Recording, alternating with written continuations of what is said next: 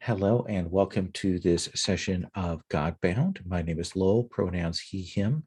And this session is part of the Gauntlet Gaming Calendar, which is an online gaming club/community. You can find out more about that at gauntlet-rpg.com.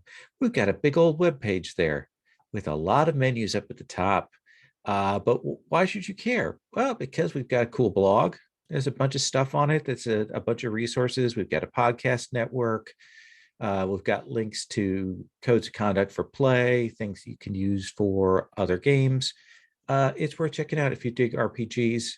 Go to see that, and then maybe check out what our online gaming calendar looks like, and see what you think. So we had a bump last week because a couple of us were not feeling well, and Dan was also gone. So we ended up bumping, but we are coming back to our Pantheon. We have, if I am reading things correctly, 3 more sessions after this one, just because of the way that the month falls out. So that's just to give you a sense of what our scale of time is. Right now, we have, I would say, 2 big threats on the table. One of them being the corrupted storm, and the other one being this dragon. There is a third threat, but that threat has more lurched in the background, and that is the threat of the corrupted forest, corrupted jungle that lies out there.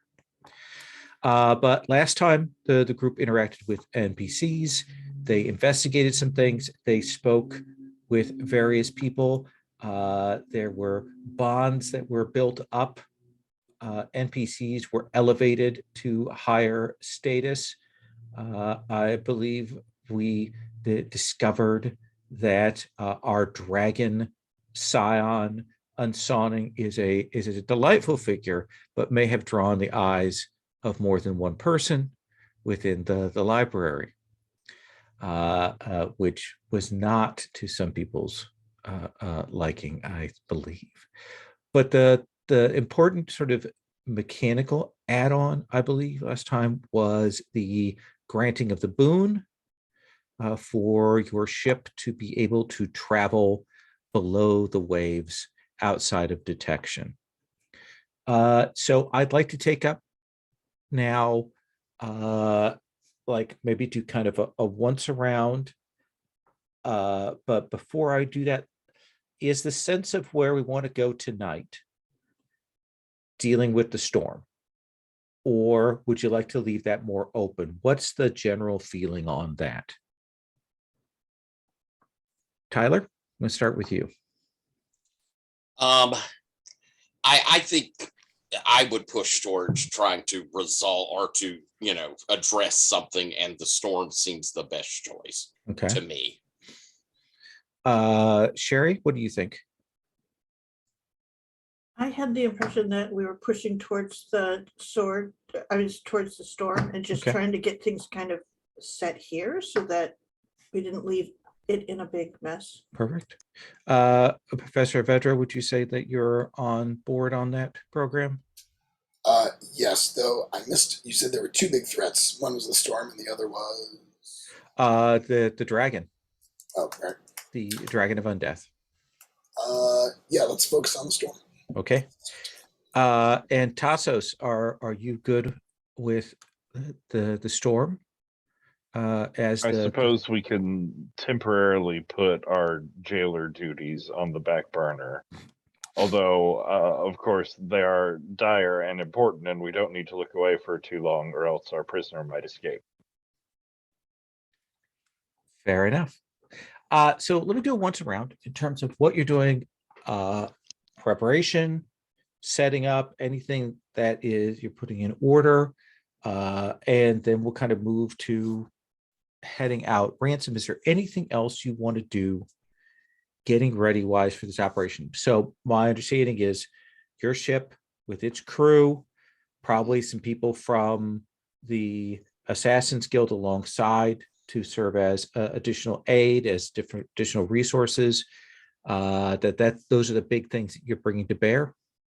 That is correct. Yes. Okay. Is there anything else that you are doing personally, getting ready for this?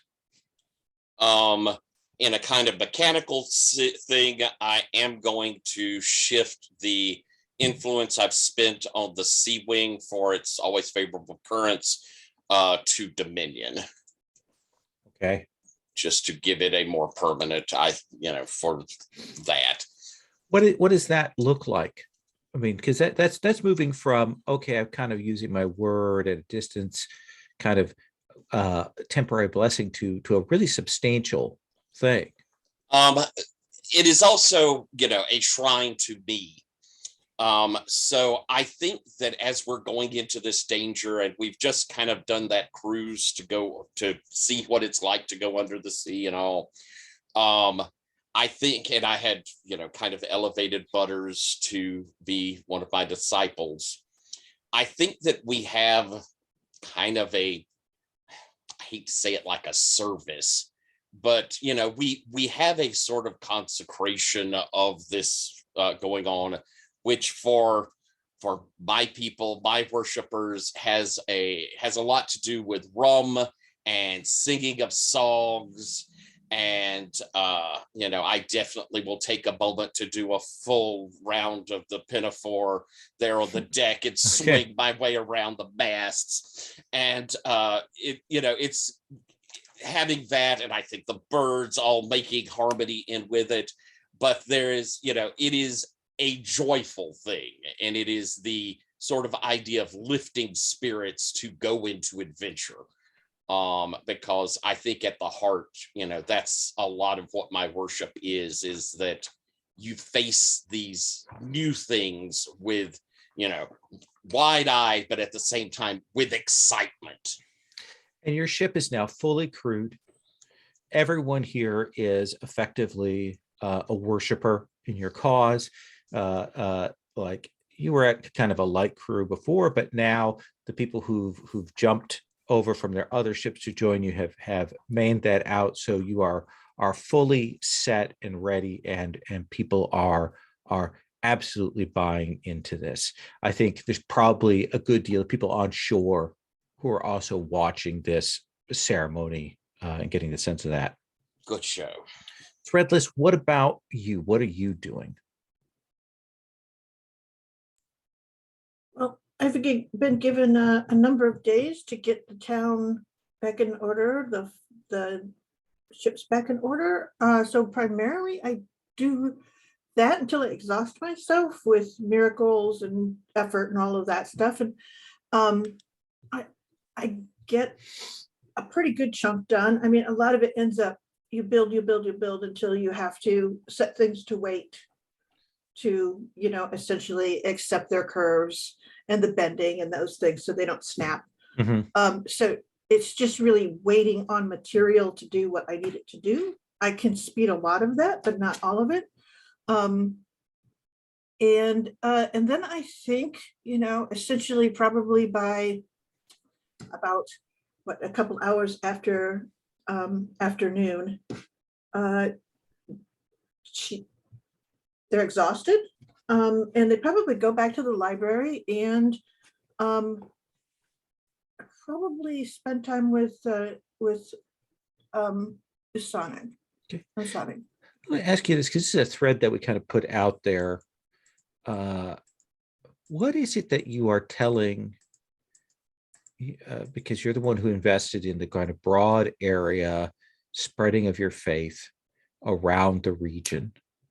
What are you telling your worshipers who are in Arwenshah, who are kind of fleeing away from the undead and their things? Remember, you've had some prayers on that. What is the directive that you are giving them?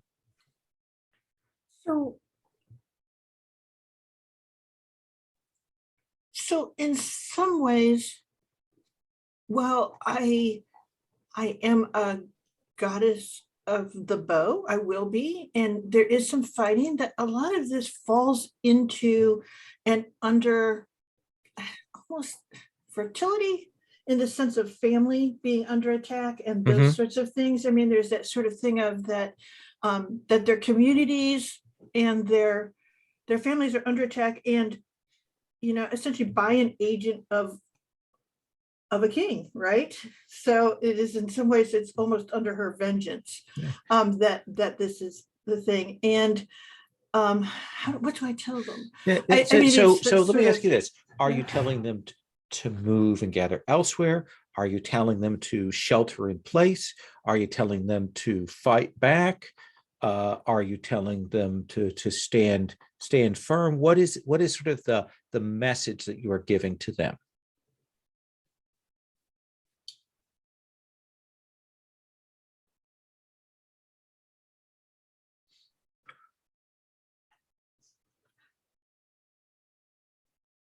I do think shelter in place. I do think it is more shelter in place than anything else. That essentially, because of course her people lost their lands, right?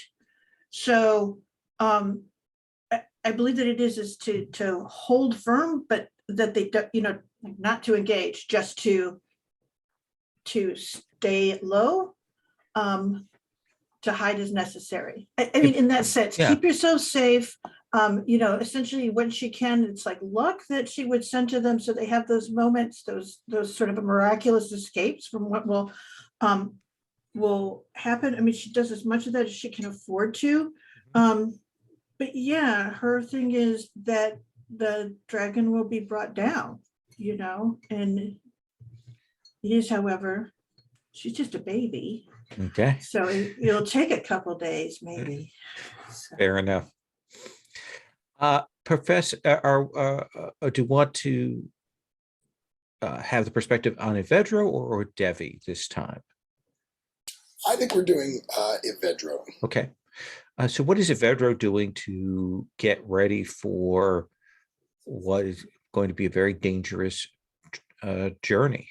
Yeah, I had three things that occurred to me. First, last time he set up a bureaucracy to repair the labs. And I think because he used a word or sort of a miracle to do this, it's becoming a little bit of a temple to him, that the labs and the lab wing of the school is turning into a place of worship. And so he's gone to inspect it, and it's sort of maybe even beyond what he had anticipated. It wasn't just merely repairing the labs, but there's some meaning there that maybe he can't quite put his finger on. In addition, I think he has a conversation with Tintefa, who mentions that the worshippers have started arriving, and he's like, or Debbie's like, or Evedra's like, what are you talking about? And I don't think Evedra's really had any kind of followers the way Ransom has had, for example. But this is a new experience for him. So Tintefa himself is not involved with this, obviously, but has been having to field a lot of questions. And so Evedro introduces himself and maybe is a little bit puzzled and maybe a tiny bit humbled by it. Emphasis on tiny. And then thought number 3 was he's got to go see his ghost girlfriend. And I think he's torn. Like, he wants her to come, but he also wants her to be safe and stay here, Tanuja.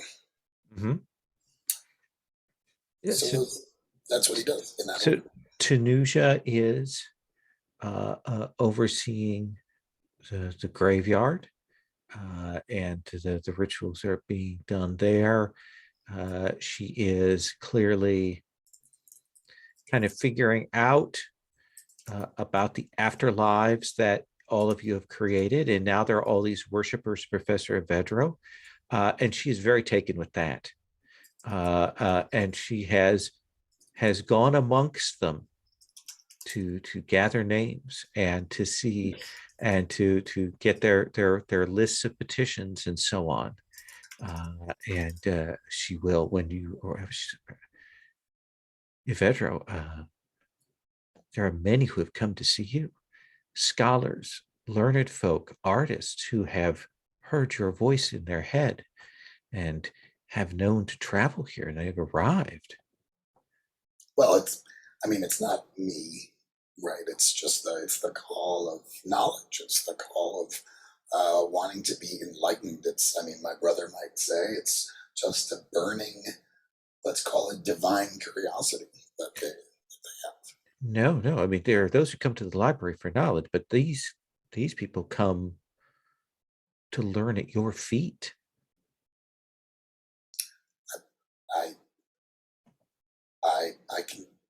I can see why they might choose to do that. And what will you say to them? Oh, I have so many lectures prepared. It's almost as if I was born for this day. I'll have to see if they. Oh, I'm sorry, but I understand the importance of presentation. Right. And you're right. I have to get my slides. Theater. Yes. I think it's very important that we set up a symbolic stage, a place for you to lecture from, with something representing your knowledge, a great tree or some other figures or something of that sort, so that when they do drawings of this in the future, when they illustrate the text of your speeches, they will have a key central image to work from. I think you're right. Surely the elements from our meeting room that represent the planets would be, there's no greater source of knowledge. Nothing burns brighter than the sun. And absolutely. There is that large ballroom with all of the planets and the Ori. I think we should take that over and convert that to a place for you to speak from. How high would you say this stage is going to be? Is it very tall? High as you need it to be. I feel like in order for everyone to hear me in that room, it should be pretty high. That's it. Well, certainly I can, if you wish, I will speak to people and see about getting that arranged. That sounds great. I'm really going to miss you a lot. I feel like as much as I would like you to join us on this endeavor, it is very dangerous, and it's clear that you've got maybe even more important work to do here, helping me on stage. Oh, absolutely. And it is dangerous. And I'm a princess. I don't think you should carry me into danger. So I will stay here and I will take care of this. And I can think of a few people who can absolutely help me do this. One of them is not Tintefa, is it? His skills are not, I would say, eminently practical. You are absolutely right. Thank you. I've been trying to tell people that. He's a good guy, though, right? He's fine. She's encouraging my bad behavior. He's fine. He's no Yvedro. That is very kind of you to say, and it's exactly what I need as I embark on this dangerous journey. I know that there are people that have been observing Threadless and her skills, have been learning from her, and will take advantage of that knowledge. Okay. And I think we'll cut away from that. I think maybe we see a scene of Threadless there at that point, probably explaining what she's doing, building wise to Unsawning, who's been watching her throughout the process and very curious in learning. Tassos.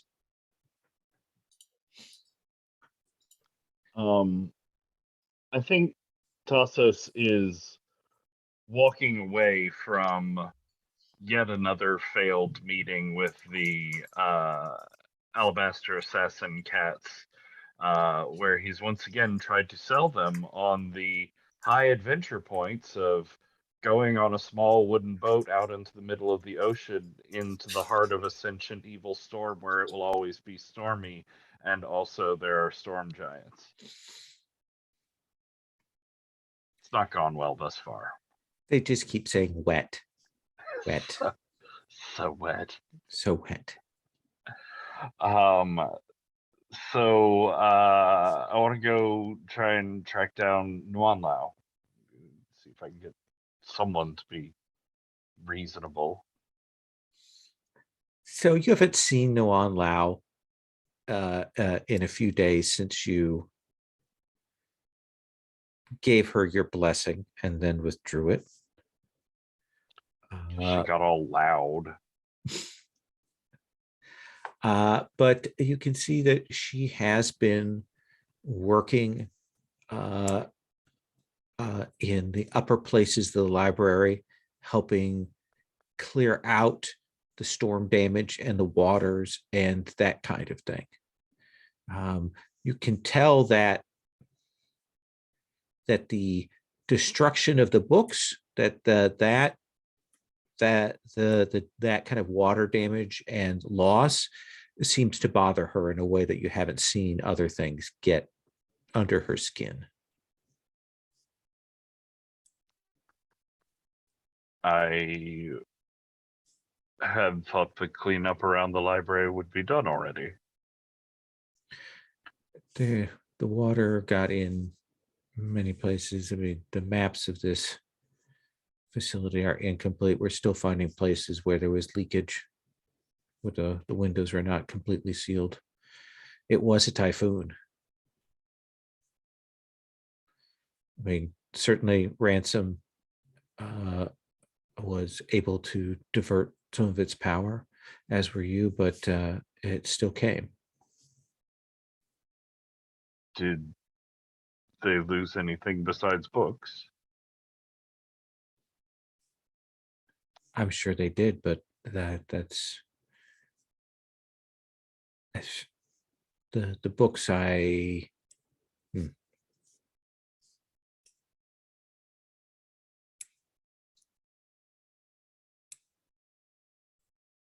She doesn't say anymore.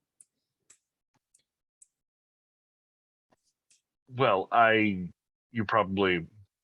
we're leaving soon on an expedition to hunt down and stop the part of this storm corrupted force that's out there using cloud giants and using cloud giants to use storm giants, using storm giants to use pirates and do bad things. Also, there was the storm. I am aware.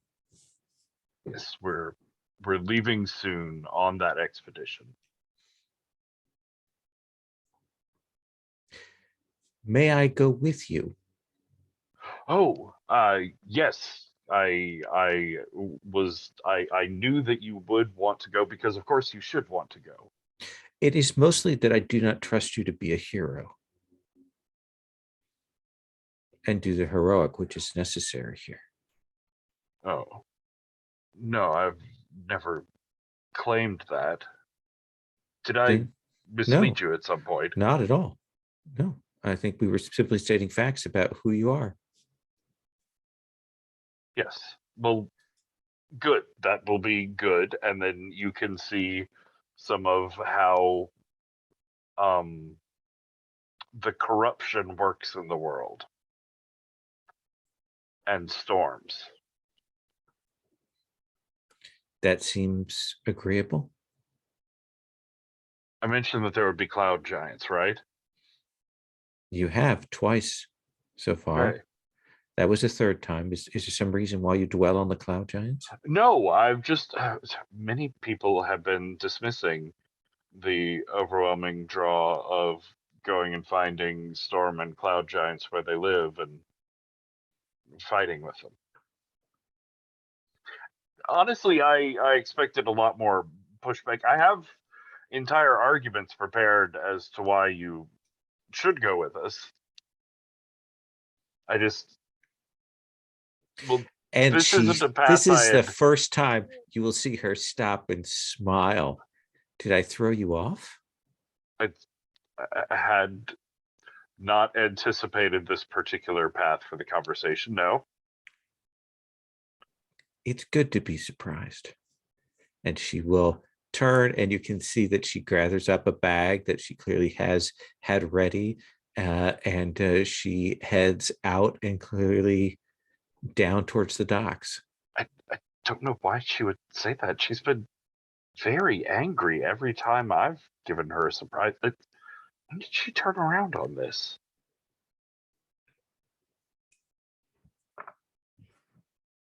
And I think we will see the group gathered together there. You probably have Ton Sakar, who has traveled with you before, probably a couple other of the assassins as well. And they will ready themselves for this trip. And you're probably a little bit surprised, Captain Ransom, to see Nuan Lao board the ship. And are you taking your good friend, Captain Ransom? I was wanting to have a quick conversation there. Probably, like the night before. I would go and try to find Leisha and Leisha. I was wondering if you had a moment to talk. Absolutely, absolutely. We leave on the morrow. You want to come? I just assumed I would be going. Well, I am part of the crew, am I not? Of course you are. It's going to be very, very dangerous. And I was at the temple. I was in the jungle. you were enormously brave. I just, I would be very upset if you were hurt.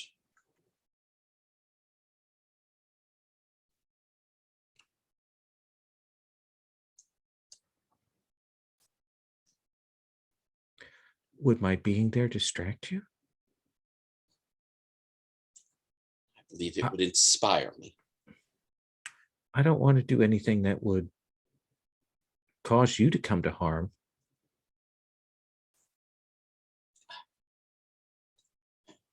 You're brave. If you wish me to stay, you have only to say it, Ransom, and I will stay. And I will not think badly of you in this. It is up to you. My mind says that it is dangerous and that it would be safer for you to stay. But my heart wishes for you to be near me. And which guides you now? I cannot ignore my heart. If you wish to come, I would be very privileged to have you with me. And then we will say no more on this. With you there, I am certain that nothing bad can happen to me. You hear those words kind of echo and hang in the air there, Ransom. Oh.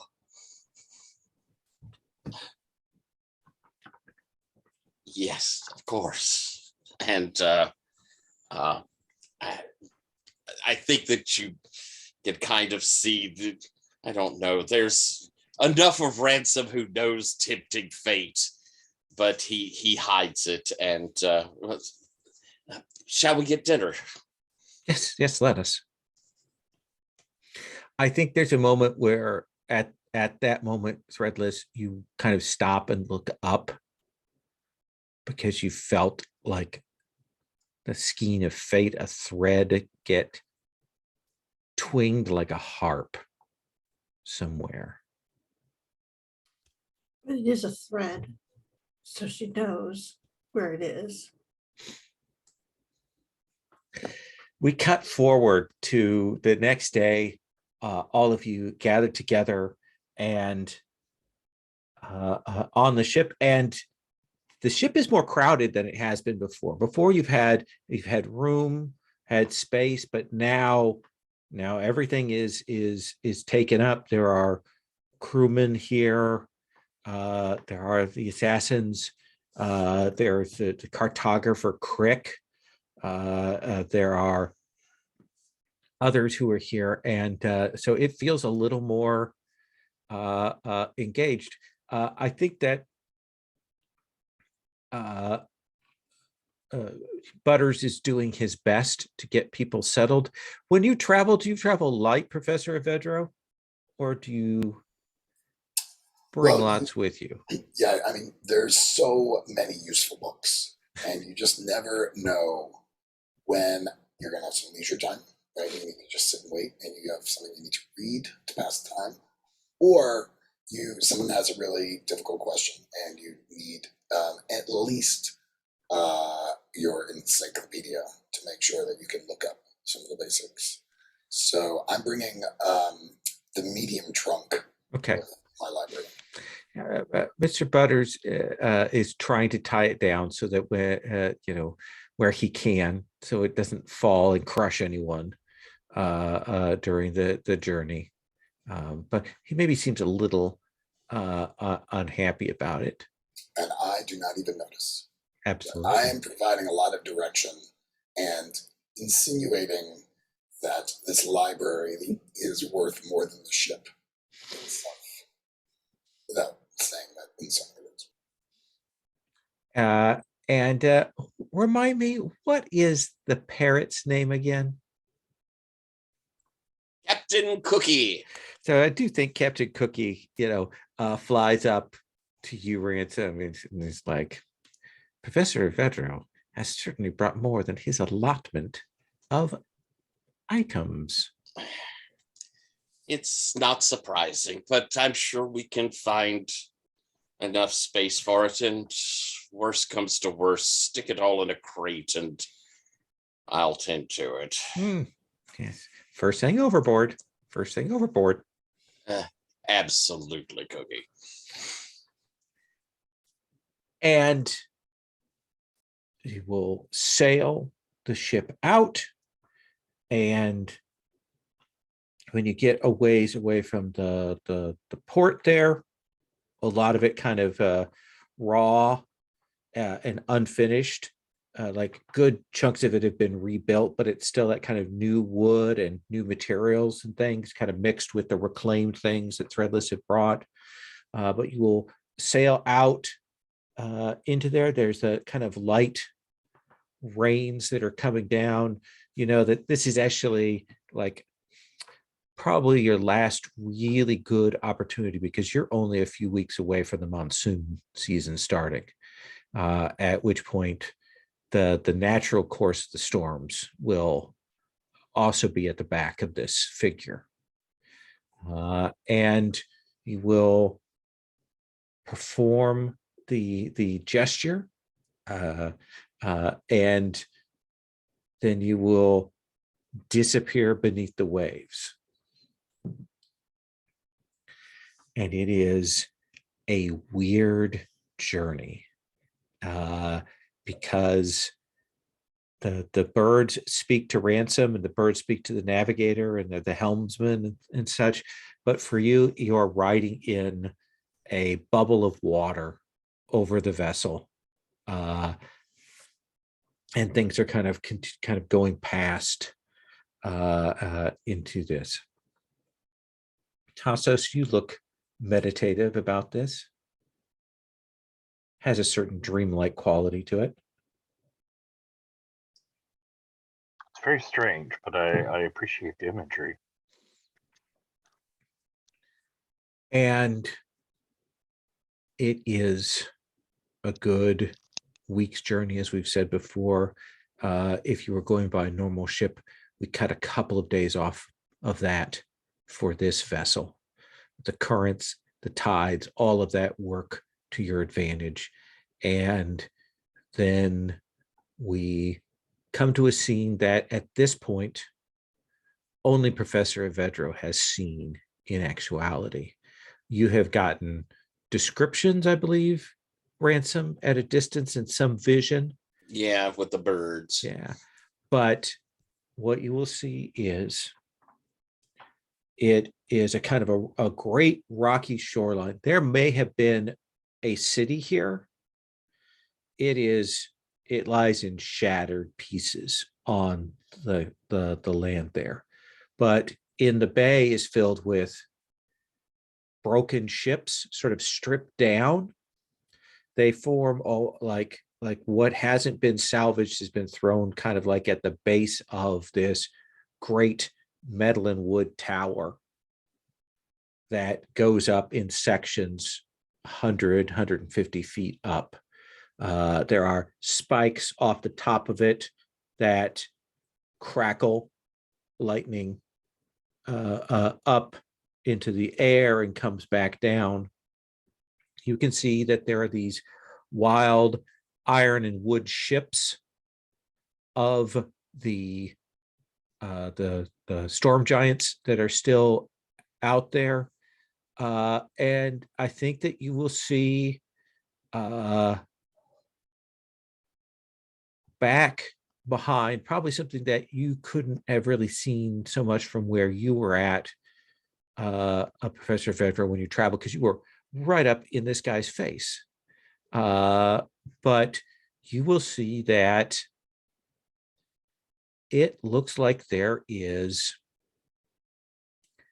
a flying city that has crashed down and shattered in half, that lies a portion inland. It certainly have taken out a portion of this city. And you can see that there are clouds that kind of boil off of it, like it's not smoke. I mean, it is clouds that kind of keep pouring out of that. What do you want to do? Well, team, we're here, and I suppose we can depend upon the ship's crew to provide at least a little artillery support with your magnificent mechanisms, Threadless. But in hand-to-hand combat, the crew would be sorely overmatched. That, I fear, will be up to us. I believe we had also discussed in some way trying to disrupt the giants beneath. We know that the corrupt storm needs those bodies, so making those, cutting off his supply would be a good thing, so that we only have to kill one of them. So that suggests that we need to do something about that cloud city where he's probably got them. Since he was using a cloud giant, wasn't he? Yes. That is correct. The storm giants are energy and batteries, and the very electricity that powers them is under his control. But the body that he is in is a cloud giant body. And we're not seeing any of the storm giants wandering around. You probably see some ashore, yes, maybe 20, 30 of them on shore. And then there are 3 ships of theirs out in the harbor. I think quickly, since I know I have some bird assets in the area, just have them kind of cruise around ships to see if to kind of reaffirm if Threadless is right and there's a bunch of them up above, or if they're like below decks in the ship. Get an idea of that. Yeah, it seems like these ships are preparing, like they are crewed and they are getting ready, like they know the monsoon season is coming. They know that's in a few weeks, and they are clearly like stocking the ships and preparing. So they're getting ready to begin an onslaught. Do we have any thoughts on how we can stop him from drawing off from them? Do we think that trying to lure them away, or Evedro, have you had any ideas of how to sever the connection to draw this power? I have not, but I'm wondering if we can create some kind of lightning rod that will draw it away from him.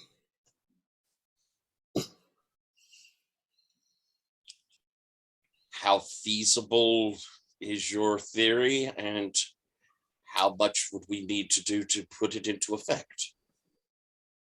Well, I will leave it to Threadless to talk about the construction of such a lightning rod. I feel like She's built a kind of a Faraday cage before, and she has some smaller lightning rods on the ship to gather forces. I believe that's right, Threadless. So truthfully, if you wanted to keep him from drawing a charge, it would be putting a Faraday cage around him. Then nothing would get to him. And she doesn't call it Faraday cage. So Headless cage. a lightning loom. Oh, I love it. that's amazing.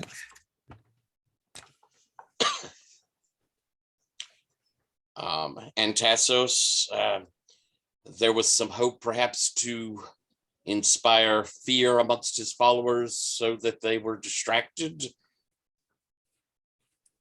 They've proven distractible in the past, how fear susceptible they are. I don't know. They kept punching the cloud giants that I showed them. All right. Well, Threadless, do you think you could make one of these looms? And do we think it is worthwhile? If we could drop it around him, but yeah, it would definitely be worthwhile. It would certainly cut him off from his power. And it wouldn't hurt us to be within it as well, particularly. So, though we would still be close to him and whatever charge he had gathered. Are you aiming to build something here on the ship, or are you aiming to build something like portable so you can take him to a place and kind of try and draw him to some place? Yeah, take it to him, essentially. Okay. So I had some sense that he had a place up on the tower there. At the top of that 150-foot tower, yes. That's sort of fun. You would think of the places here that you suspect he has like some concern about. Clearly the top of the tower. There might be something temple wise in the city, but then definitely the broken cloud city would be the other location there. Okay. Well, I can try to make something that can be carried and triggered. If you can make it in components, I can store them until we get there and distribute them out quickly. Oh, then I don't have to worry as much about weight, huh? That gives me a few more options. How much can you carry, Tyler? Well, as long as each component is no larger than the size of a cart, I can carry 7 pieces. Yeah. Oh. Interesting. Isn't that right? I'm 7, 12, 6 pieces. Sorry. Okay. Certainly, I can build you something. Lola, how are the storm giants organized? Are they kind of part of a system or bureaucracy, if you will, of That is a very good. They are lightly mind controlled across the board. There is kind of a hive mind created by their electrical storm nature that ties into him, and that he is using that to kind of control them. So there is a hierarchy. There are clearly like him, senior people, and then people below them. So sort of 3 tiers. and their main effort at this point, besides being batteries for him, is they're getting the ships ready to go out. They are his iron fist out on the waves. I do have I'm not sure how to use it, but I do have a gift that lets me essentially integrate myself into any bureaucracy. I don't know if that's dangerous because it might be that I will be mind controlled, but it will make this other storm giants think that I'm part of the bureaucracy, part of the hive, so to speak. I think that let's talk about what the utility of that would be. I think the utility of that for you would be you could easily use that to, like, if you were to meet storm giants, like as you're moving through guards and things like that, you could use that to cloak yourselves without too much problem. Probably wouldn't work in combat, but it definitely would allow you to get to where you need to go. Yeah, the way I've written the gift is that it allows me to participate in the bureaucracy's functions. So if that's sort of just moving stuff around, or maybe moving stuff around and convincing them that these folks with me are people who need to be ignored, so to speak. So I think there's the rudiments of a plan. Building, sneaking to the land, using that gift to get past any storm giant guards, making your way to the Cloud City, disrupting his forces there, and then drawing him there and trying to reduce his powers. Does that seem like the sequence we're hearing? Tassos can disrupt any, can use his powers within combat, but also disrupt potential reinforcements. Okay, let's take our first break here. Let's take 10, and we will come back and get moving. So let me ask this. Is there anything word-wise that you are using or doing to conceal, cover, allow you to get the ship up to the shore and disembark? Like, you can get through because you're a sub effectively, but it's a question of that sort of disembarking point. Are you doing anything there? I just want to check in. Okay. Our assault team, how many are we thinking of taking? Are we taking any of the assassins? Might be useful for dispatching anyone who comes to intervene for the storm. I mean, we'll try to get rid of the worst of them, but to assist us once we've engaged the storm.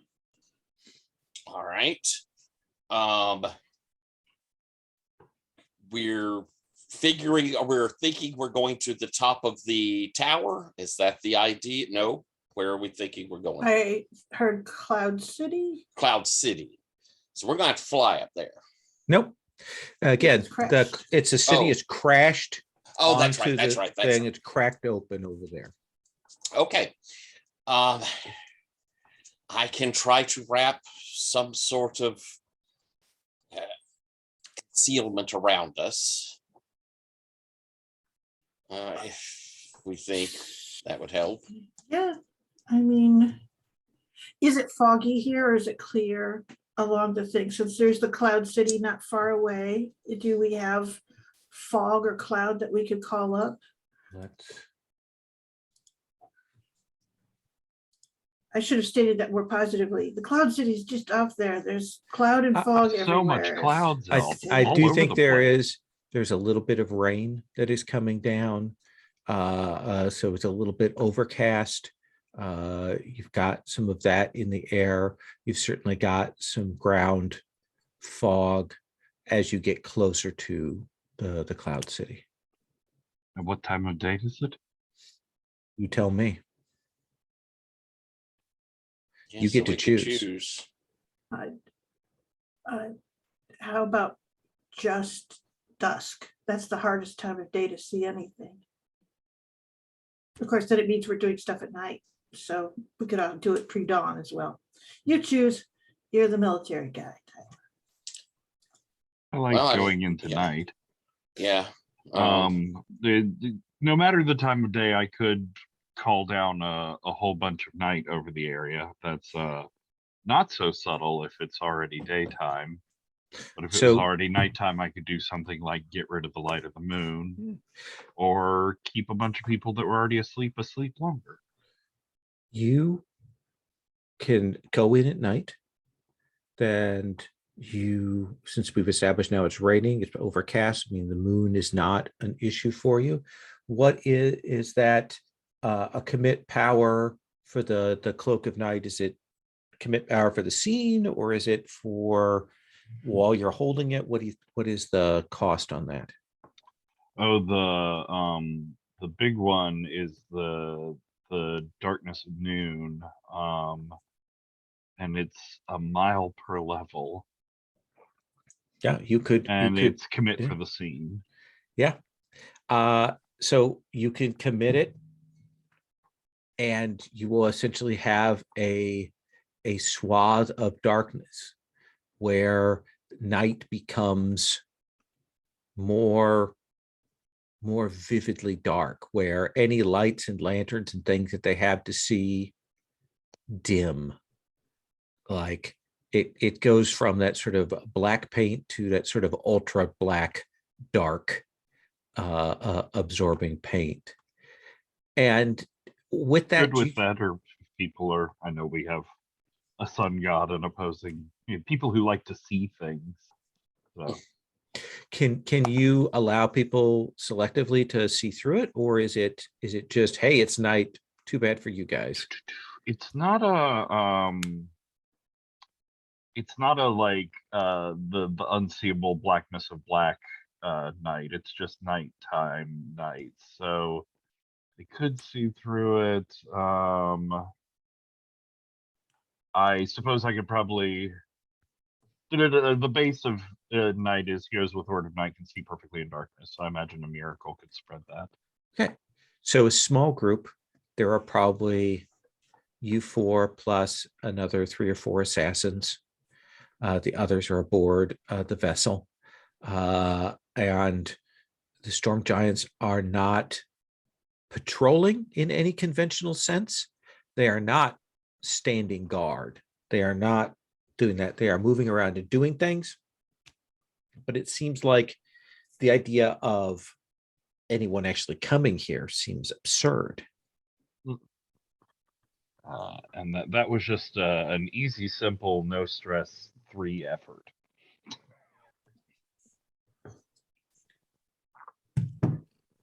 So you, with that spend and with that ability, you can surface, come out, move through the ruins of this city. You don't quite know the name of it, and it seems like the storm giants came down out of the hills and wrecked it. You will see places where they have people clearly laid out in preparation to make more undead from corpses, but they don't seem to have any of those sort of moving and working around here. You will make your way up to this broken city. It's clearly a flying city, Jack and the Beanstalk style, or Sky Mother Brood Fortress style. Just a big island. It is cracked in half. There are buildings that have fallen down. There are the clouds that are moving around. And here, definitively, there are more guards. There are storm giants that are there that are clearly to be on the alert for any change in the status of things. And Professor Vedro, you can use your gift to enter into the bureaucracy here. Yeah. And this is not really any sort of mind control at the individual level, but when they see me, they see someone who's part of their machine. Are you combining this with your good journey? I'll tell you why not. Okay. I want to get information out of these folks. Okay. And I think opening the way lets me just pass through, but being part of their bureaucracy allows me to get some information out of them. So, what is the information you want to get here? Again, they are all slightly mind controlled by the figure at the top of this hierarchy. My assumption is we want to know where the cloud giant, possessed cloud giant, is. I'm going to have you make a roll with intelligence, a skill check there. All right, well, that'll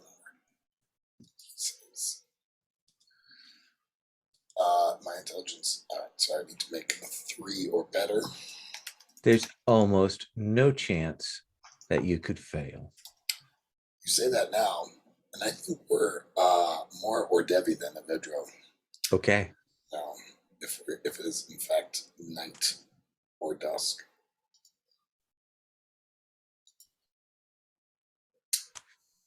I squeaked it out. So I think you will definitely get the sense that there is a set of like chambers, or rather a room with a number of chambers where the surviving cloud giants that aren't currently out and in the service of the Storm Lord are stashed away. And you can certainly get a sense from that of what they're protecting, where they are guarding, and all of that kind of thing. And if you want, you can make your way through and to those chambers.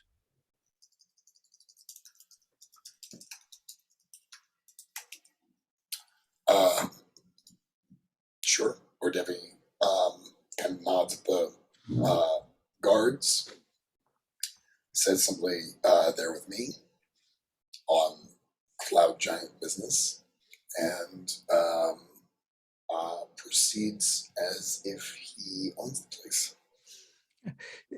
A lot of it is more mental communication with just sort of a electrical field. There's a little in the way of verbal between them. Now,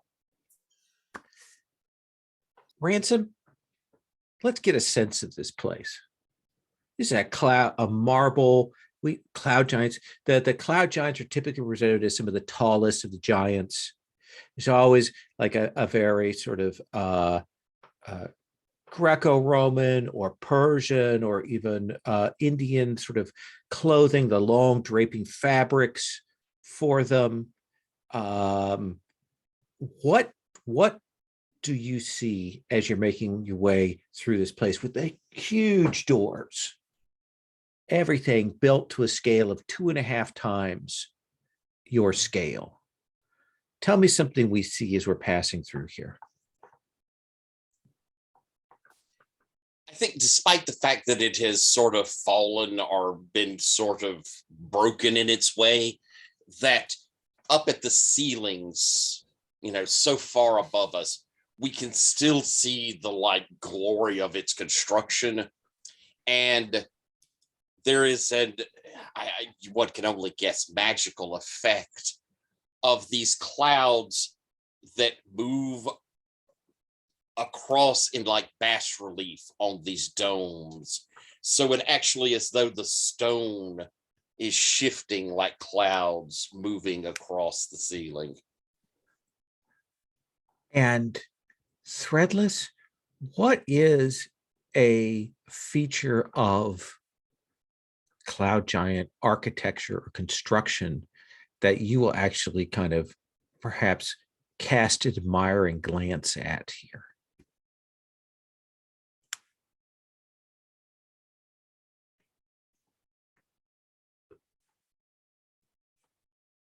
You're muted. Most of their walls, they have windows, but the windows have just a fabric across them that catches the light. But it also has a thing that it allows those clouds, like, because there are some clouds here that are moving at the sort of level, like almost like they're servant clouds or servitor clouds that move through. And there's this whole like incredible airiness to what is still here, even though it is like the structure of it is marble, is that white marble, but those screens, those sort of window slats that are built in most of the walls, just you can see through it in that sense that it feels like you can see through ever, but it's not clear. It creates that sense of space and of movement. And it is like, just like the ceilings, everything is about a kind of sense of soft movement and different speeds of movement. Like that's what's beautiful, is layers moving at different speeds and in different textures. And Professor Vedro, you or slash or Devi, and I'll address you as or Devi from this point forward. Or Devi, you did some reading, research, adding to your own scholarship about the cloud giants. What's something that you see as you're traveling through here that provides a fact that you didn't know about the cloud giants, or like runs counter to what you had heard about the cloud giants, some actual piece of learning? I think the cloud giants have perfected the use of incandescent light sources, so that instead of fire and torches and such that light the passageways, they've got light fixtures that are powered by electrical magic. Electrical magic, like little neon elementals, trapped the gas in there. They have control of vapor and cloud and gas, and they're using that. So yeah, you're just like, and it's almost sad when you see so many of them knocked over and the lamps broken, but there are a lot here that are still intact. Yeah, I feel like I'm trying to unscrew one of the bulbs, and Ransom's like, we should be going. And Tassos, in people's art and architecture, they talk quite a bit about what they venerate. You learn a lot about what they admire and so on.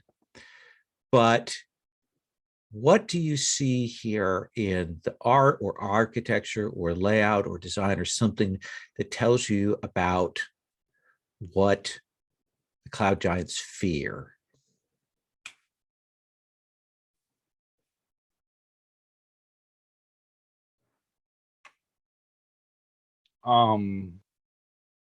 So I think there is like an art gallery room, the space, the warehouse, the amphitheater, you know, we're at scales here. Mhm. And it's filled with statuary that's sort of like what Sherry was describing with the window stuff. They're like statues made out of marble and stones, but they've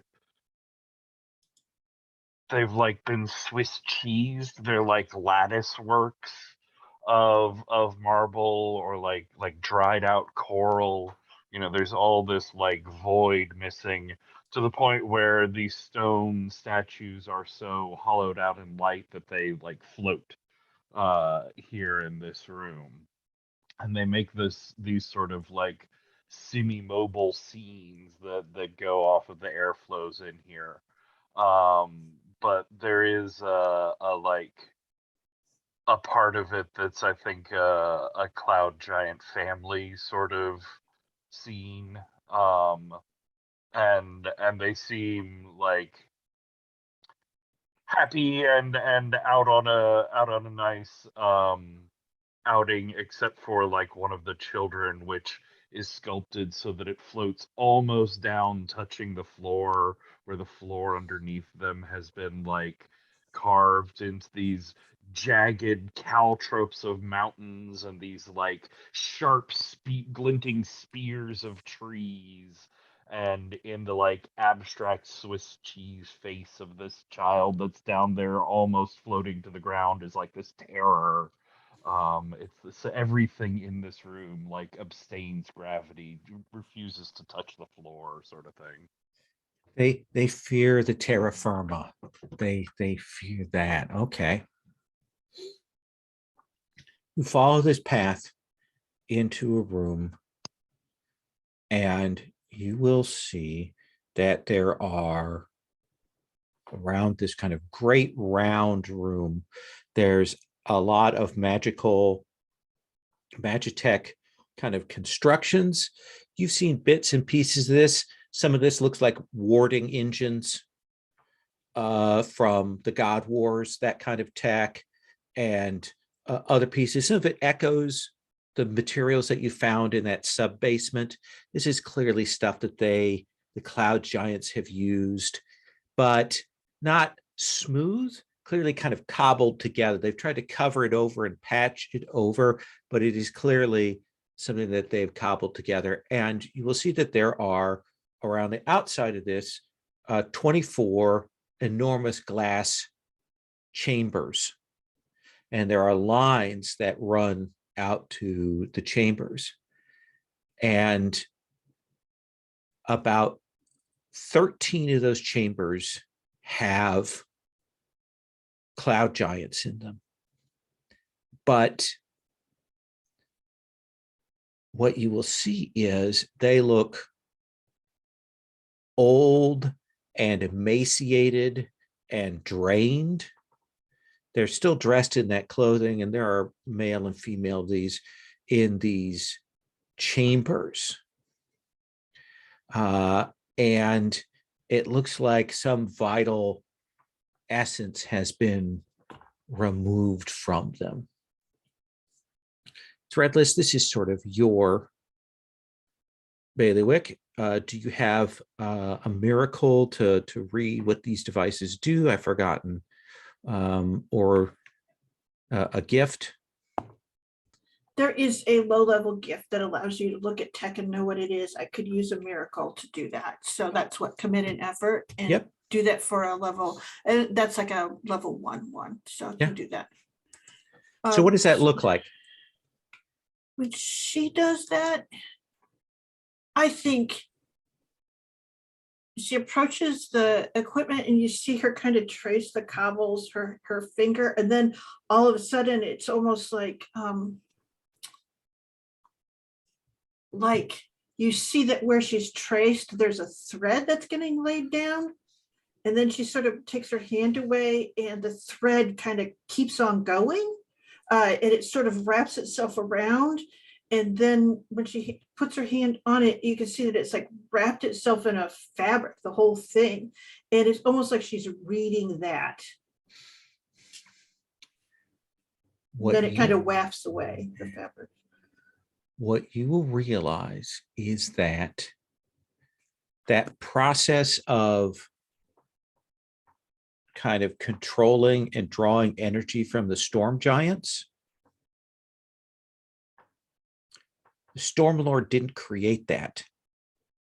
He just piggybacked, took it over, and brought it into his energies.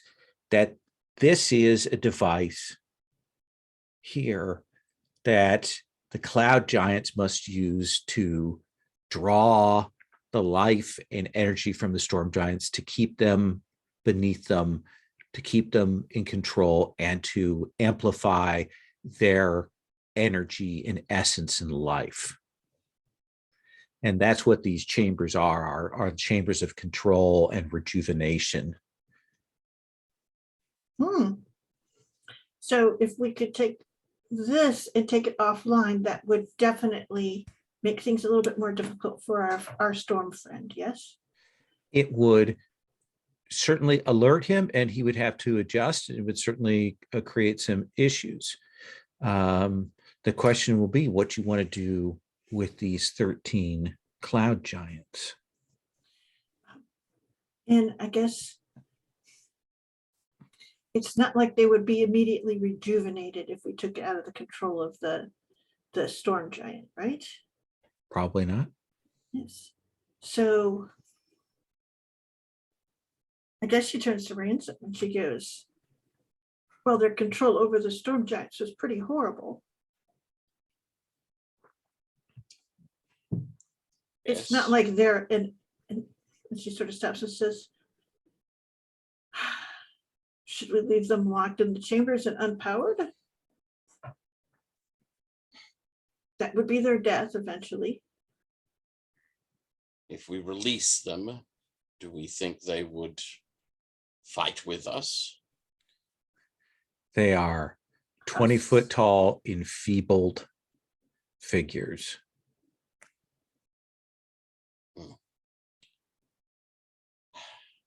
I do not think we can release them at this time. And she goes, okay. And unless there you wanted bodies? to like steal energy from the storm giants out there, and then maybe you could rejuvenate them, and then they would be a fighting force to assist you.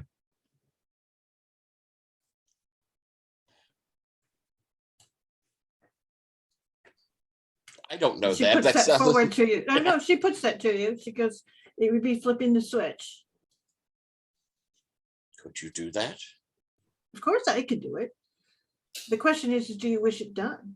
Because essentially they will take their place again, though just the 20 of them that are here as masters Storm over the giants. storm giants. Storm giants would be much more terrified of real cloud giants than illusionary ones.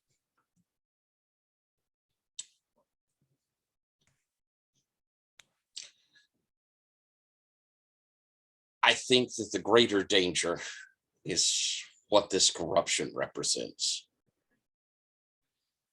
I think we need what allies we can. All right. She kind of looks at it and she's like, huh. And she goes, so you're going to put some royals back in power, is that right? Well, it'll give us something to do tomorrow. Interesting. If you do not feel morally good about doing it, I would never ask you to do something you find wrong. She goes, they piece this together. She goes, I can add something in the middle of it that gives me some control over it. I trust you more than them.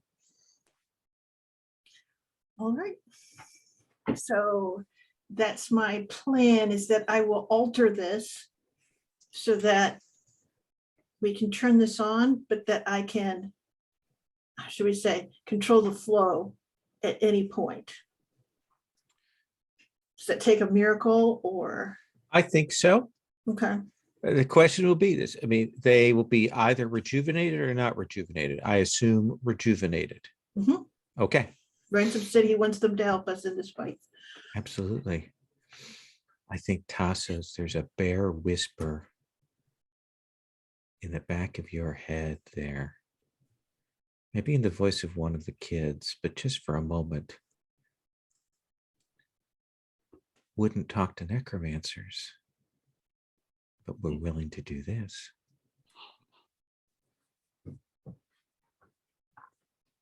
Oh, sure. Let's just bring back the evil giants from their magic comas. That'll be fine. So while And she nods and goes, all I can do is make sure I can cut them off if I need to. Professor Evedro, what are you doing while Threadless turns her attention to getting this machine set to resurrect these cloud giant lords? Did I misunderstand that you all need storm giants in order to serve as batteries for the cloud giants? So is that a yes? Threadless. So Yes, yes. It will reach out into the network of storm giants that are out there and draw their energy. Oh, so we don't need them present. No. We'll just simply tap into them. I think I'd like to, now that I'm sort of connected to the bureaucracy, kind of get a sense of where everyone is, how big it is, what all the storm giants are doing. So a good deal of storm giants are dedicated to like constructing things on shore. They're building and doing that kind of thing. Some of them are here in the broken city, watching over to make sure nobody, the cloud giants don't wake up. Or sorry, the storm giants don't wake up. Then there are the 3 vessels of the storm giants out at sea. And then sort of at the top of the bureaucracy is the corrupted storm and his 4 like servants. You're not sure what they are. They're more powerful than the storm giants, but they're below the corrupted storm. I want to, maybe this is a miracle because they don't have a gift, but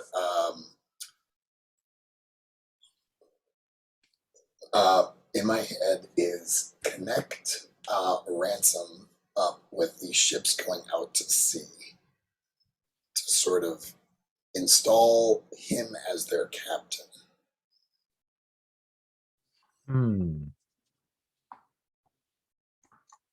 To maybe make sure that they don't, attack our If island. this were a conventional bureaucracy, I would say yes, but I think it is another potent magical kind of god tier effect that's going on. Got it. Yeah, that's fair. I'd say if you want to spend 1 to kind of negate on one of the ships and another to control it, that would seem fair to me. Okay. If you want to get control of one of the 3 ships with Ransom as a captain, I think that would work. Does that seem right?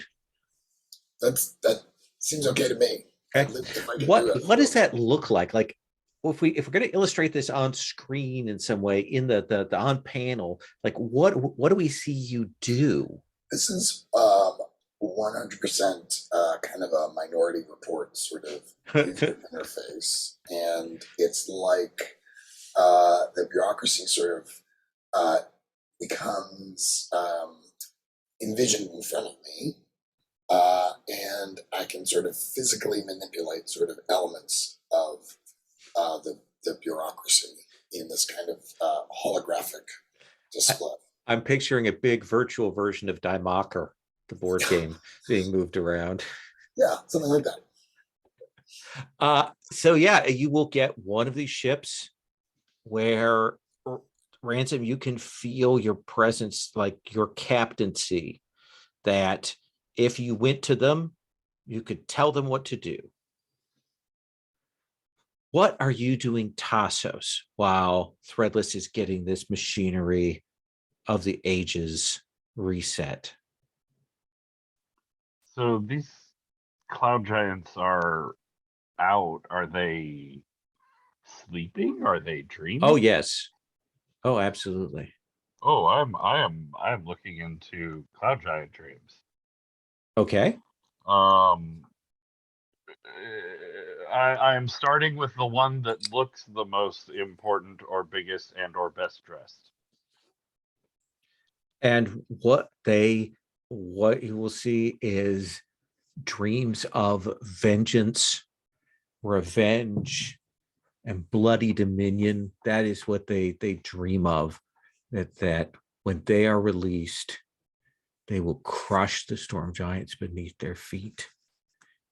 With these machines or without them, that is what they dream of. Oh. And what else do you want to know? I want to sort of start peeling back the memories and associations behind this like driven hatred and see if I can get back to how did they end up in this reverse state? I don't understand exactly. Do you mean that the storm giant? Yeah, the cloud giants. Like, how did the storm giants take over? How did these guys get locked into this? I think that's a setup vision of the in? corrupted storm just absolutely kind of getting into the network and pulling it to him and removing it from here and draining the energy from the cloud giants. Okay, so there was already this like light psychic connection control network going on, and the storm just came in and swept through it. 100%. They were doing this already. Interesting. Hello, hi, how are you doing? Yep. What about that connection? What is it? Is it something intrinsic or it is something that the cloud giants have built? It is electricity and storm. It is the nature of the storm giants and in a portion, a certain sense of the nature of the cloud giants. It is their elemental heritage that is tied to that. Gotcha. I think Tassos will starting with that guy, but circle around to some of the others, and they'll spread out dreams of, not altering too much the bloody vengeance and conquest, but adding in some very small but very friendly and helpful figures, especially Ransom, who is leading them in charges against the evil storm giants and what is the gift that you're using to do that? The corrupt suburb giants. What was that? What is the gift that you're using to do that? Anybody that I see sleeping, I can something with their dreams, something. Yeah, a still silence of sleep. I can dictate a sleeping person's dreams or nightmares if I can see them. Though worthy foes can save to resist. Okay. And then a speaker in dreams.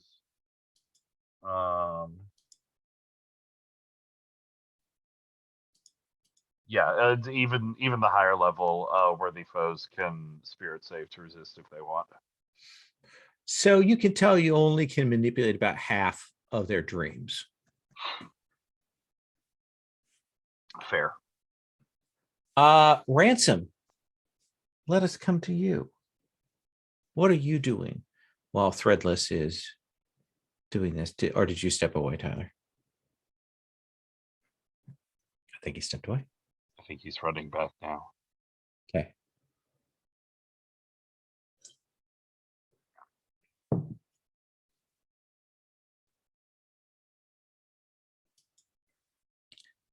So, Ransom, what is it that you are doing while Threadless is doing this? Okay. And I'm feeling the link up with these storm giants that or You Debbie know, has done. you know that if you go out there to command them, they will listen to you. Okay, well, as it turns out, I have a little ability to maybe not have to go out there, Okay. being a god of leadership and all. Or Debbie, you have given me a tremendous power here. Should we unleash these troops on their fellows in the ship? The other ships? To what ends did you grant me this? I mostly just wanted to see if I could do it. And it feels pretty cool that I can. It feels good that I can. I sense that maybe there's lots of fun you could have with that ship. Does that tower still need to stand, for example? Do we need to engage in naval exercises with the other ships? I don't know. Then I see the easiest thing would be to send them against the other ships. That would certainly cause a distraction amongst them and perhaps make them not so useful as batteries. If they're dead, I sense they would not be good batteries. All right. Well, and I'll kind of look at you, and as I do, I think you see, like in my eyes, there gets to be this glow, and I may look like I'm a little taller.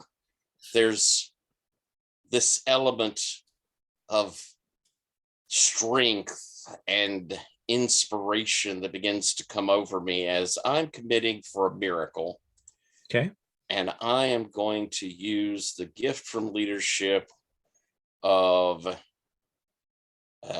Invincible Iron General. All NPC soldiers serving under you gain 1 hit die, a hit bonus equal to my level, a morale of 11, and my will is automatically known by all of my lieutenants, and you always know the location, condition, and general activities military units that accept my command. And I will send them to assault another ship. Okay. And have Butters raise up the sea wing and begin bombarding to aid. Okay. Keep in mind that's like one volley of crossbows that you have on your ship. You don't have like a big. That's I true. remember these are these kind of big Sea Hulk things. I just want to make sure before Yeah, you. let's hold Butters in reserve. I think Okay. it's probably best. Now, mind you, Butters. I am more than willing for you to put them out at risk, especially with the people who are on board. No. I think it's probably best to leave them in reserve, especially if we need an escape. So yes, I will send the giants against the other giants. Well, then let's have you make a D20 roll. Okay. Or Debbie's taking notes. Rolling. Ugh, terrible. 3. So they will get moving.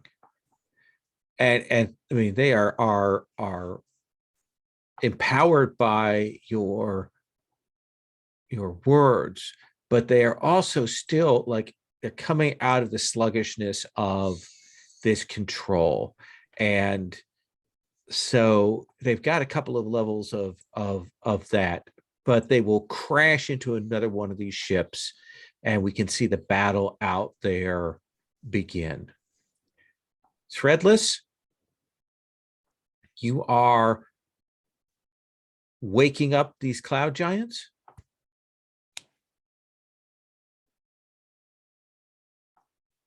Take a drink. Yeah, I think I am. Ransom said that these would be fine allies. I am certain that he can lead them. And he has a great plan, and this will be fine. And I will choke them of their power if they are not to my liking at some point. But in this moment, Well, I you'd be will able to wake choke them from future doses. Future, exactly. So yeah, you will be this crackle, Van de Graaff, Frankenstein-like buzzing of energy. We'll see the lamps that or Devi described earlier dim as the energy shifts, and we will see the go back to the Tobe Hooper movie Life Force, where their bodies sort of start to fill out and become unemaciated, and they will come to, and then they have the strength to lift the covers off, and they begin to come out and look, and they can see that you are at the mechanism there, and one of them goes, "Oh, and who do we have the honor of thanking for this?" I think she stands up a little straighter and she says, "My name is Threadless. I am the Bloom Builder." And she sort of turns and she goes, "But it is to Captain Ransom that you must thank." "Oh, all honor to you, little ones. Thank you so much. But why have you done this thing, and where is the Storm Lord?" And we go, "We have done this because we have come to kill the Storm Lord. We thought you might want a piece of it." We have only that his desire to slaughter his troops and bring him down.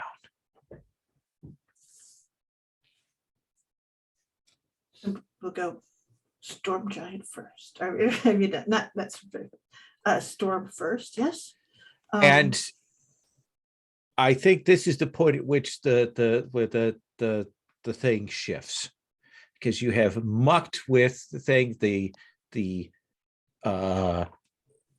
ships are fighting outside, but then this completely changes the dynamic of the thing, and there will be that crackle of lightning and a roll of thunder, and it is very much like Vedro coming in with the riding the lightning, that we will see these 5 figures crackle and burst their way into this giant chamber that you're in, and you will see the Storm Lord, and you will see lesser figures, cloud giants, but the texture of their skin, the color of them is off. But you can see that they stand there. And I think, Ransom, you've already seen some of this, so you know that this is the corrupted East Wind, West Wind, North Wind, and South Wind. And Stormlord doesn't even say anything. I'm going to assume, if I may here, I'm going to say we've got those cloud giants. We're going to take 2 of those winds off the table. Like, I think 2 of them versus those cloud giants, plus the storm giant reserves, plus the work that you've done in terms of building these threadless cages, will get that set. So I think what you have on the table as foes you're going to need to fight here in just a moment after our 5-minute break is going to be the Storm Lord and these 2 winds, and we'll decide which winds they are. But let's take 5, and then we'll come back and get into the fight, and we'll see Dan roll D20s.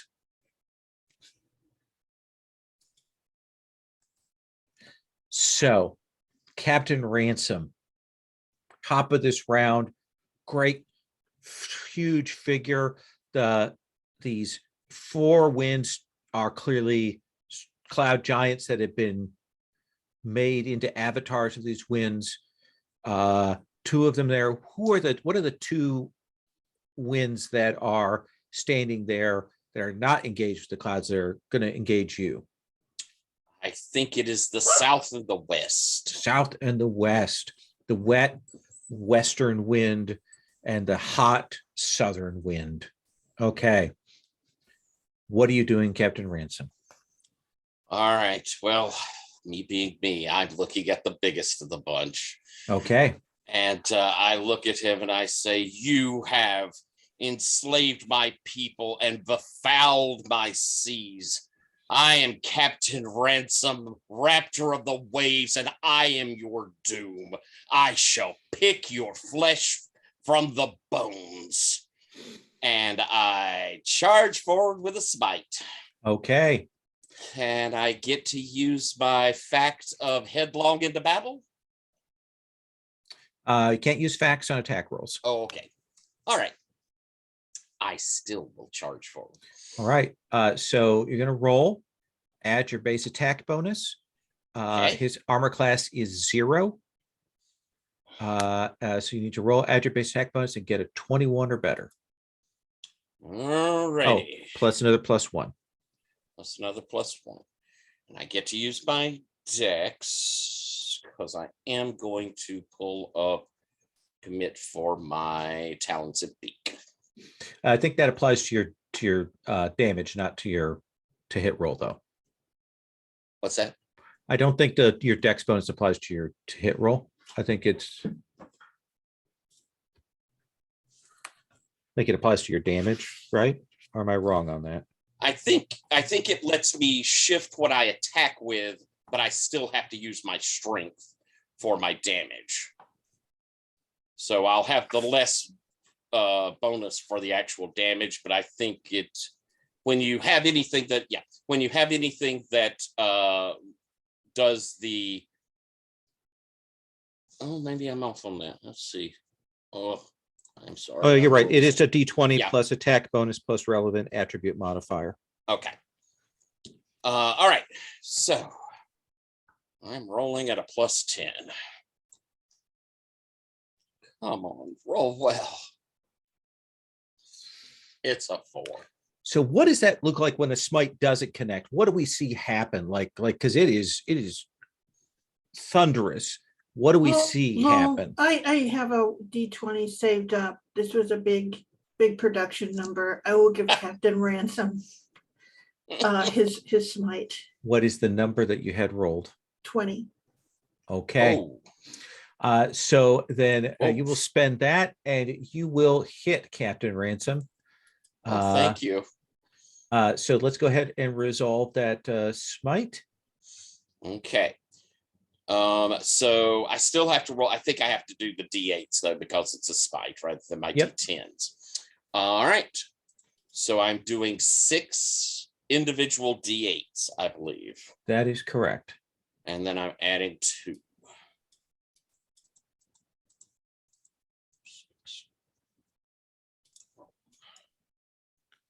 Ugh, God, what a horrible roll.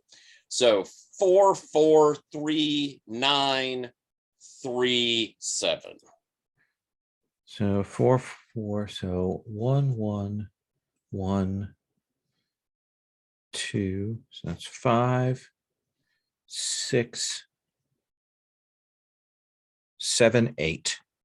So that's still a substantial hit there, especially on a person with an armor class of 0. So we'll smash into him. Who goes after you, Ransom? Threadless, you feeling like getting into it right now? Sure. Knock it out.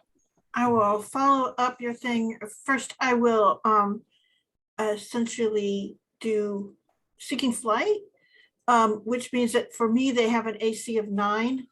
No cover makes any, essentially there's no difference. And then I will roll and I have a D10 1d10 worth of damage should I hit. Okay. So I'm rolling 1d10. I'm going to commit effort to deflect. Essentially, as you fire your arrow, he will let loose with the crackle of the lightning, and it immolates the missile as it comes towards him. All right, that took him some effort, so I will Yep. happily use up his actions that way. Who so, goes after yeah. you? So I think she'll smile when he does that, and step back and nod to.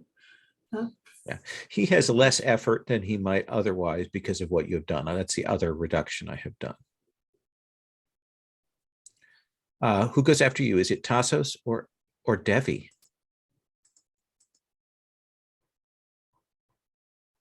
Oh, I'm sorry. I was supposed to answer. I apologize. I think it's Professor Evedra or Devi. Or Devi. Yes. What do you do? What's the deal with the loom? The loom is preventing him from drawing power now. Right? Oh, so It's in effect, it has reduced his effort. It has taken other forces out of play. I see. I missed that part. So he's already in the loom. Yes, I assume that you've kind of set that up, and the room itself is Faradayed, threadless. You've been Faradayed. Yeah, How you've do been we- loomed. I guess there's no way to make it to completely cut him off from his power. He has a lot inherently in his. That's Yeah, he is his- like you, potent and dangerous. yeah. A lot of my powers have to do with like finding stuff out, and I think there's really nothing to find out about this person. But technically, I'm part of the bureaucracy that his two lieutenants are part of, right? The lieutenants the winds are part of the bureaucracy. And I don't know how I can use that. I can't really direct them to change their purpose. Yeah, I think you could, if there were lesser foes here, but you've kind of worked to eliminate those out through the efforts that you've already done with the bureaucracy and the cage and so on. You've leveled the playing field. Yeah. So I'm gonna punch him. Okay. Attacking the Stormlord himself. Yes. Okay. I am using my body of burning light, which means my brilliance makes me impossible to target. I think when Ordevi employs this, we had mostly seen Evedro fighting, but Ordevi uses a more live kind of more dancerly approach to his unarmed combat. Okay. So now I get to roll a d20. Base attack bonus plus relevant stat plus his AC of 0. Doesn't matter. I rolled a 1. So what is it? What goes wrong, or Devi, when you go up to engage him? I think it's more that Ordevi is a little bit out of practice with this. But I think also this bureaucracy word is new. And so having a little bit of that network in his mind is a little bit distracting for him. Trying to find your focus, but it's all of that plus this clothing that Evedro dressed you in, a little bit more restricting. Damn it. Yes.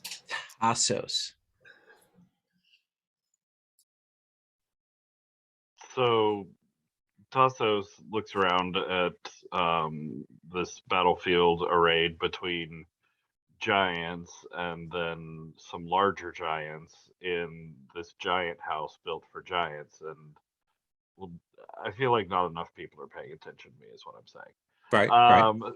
So Tassos's eyes are going to start to smolder and then glow with the blue white of lightning as some of it arcs out from his eyes and across his skin as the black sort of tarry substance of Tassos begins boiling out and expanding almost in an exploding cloud until they grow to a full-size black scale version of the cloud giants, sort of fist slamming into the floor there and shaking things a bit. But I also want to, as I understand it, this sort of like electropsychic net between the cloud giants and the storm giants is not a learned sorcery or like a divine gift trait. Sort of an innate part of them or a natural process. Well, that would be true for the other ones outside. Absolutely. The ones in here are a different matter. These are avatars that have been filled with these corrupted winds, plus the Stormlord himself. Gotcha. But that general like net link between the cloud giants and the storm giants, that's still there? No, because of the cage that you set up. Oh. Yeah, Gotcha. you're working. That's why there aren't any storm giants coming in to aid him, as you've cut that off. Gotcha. All right, that takes up most of my action. Oh, it's an action to change? Yeah, I'm not committing the effort to do quick changes. Okay. Because I'm committing effort to being very big. Then one of the winds, the south wind, will rush at you since you've made yourself big, Tassos. And the other one will engage the archer. And then the Stormlord will split his actions between Threadless and Evedro. Tassos, yes. Real quick, meta question. Are there any lesser foes in this battle, or is everybody? No, I think you've cleared the board of those. That's sort of what I was feeling. Okay. The hot south wind flies across and strikes you and hits you twice, Tassos. Ow. I have AC of 3. They are auto hits. Interesting. You're going to take 12. Me too. Okay. And then Threadless, they will strike at you. That's the wet east wind comes up, kind of a cloud of moisture around it, and it strikes for 3 points of damage. That's what you get for big swings. And then one smack at you, Ransom.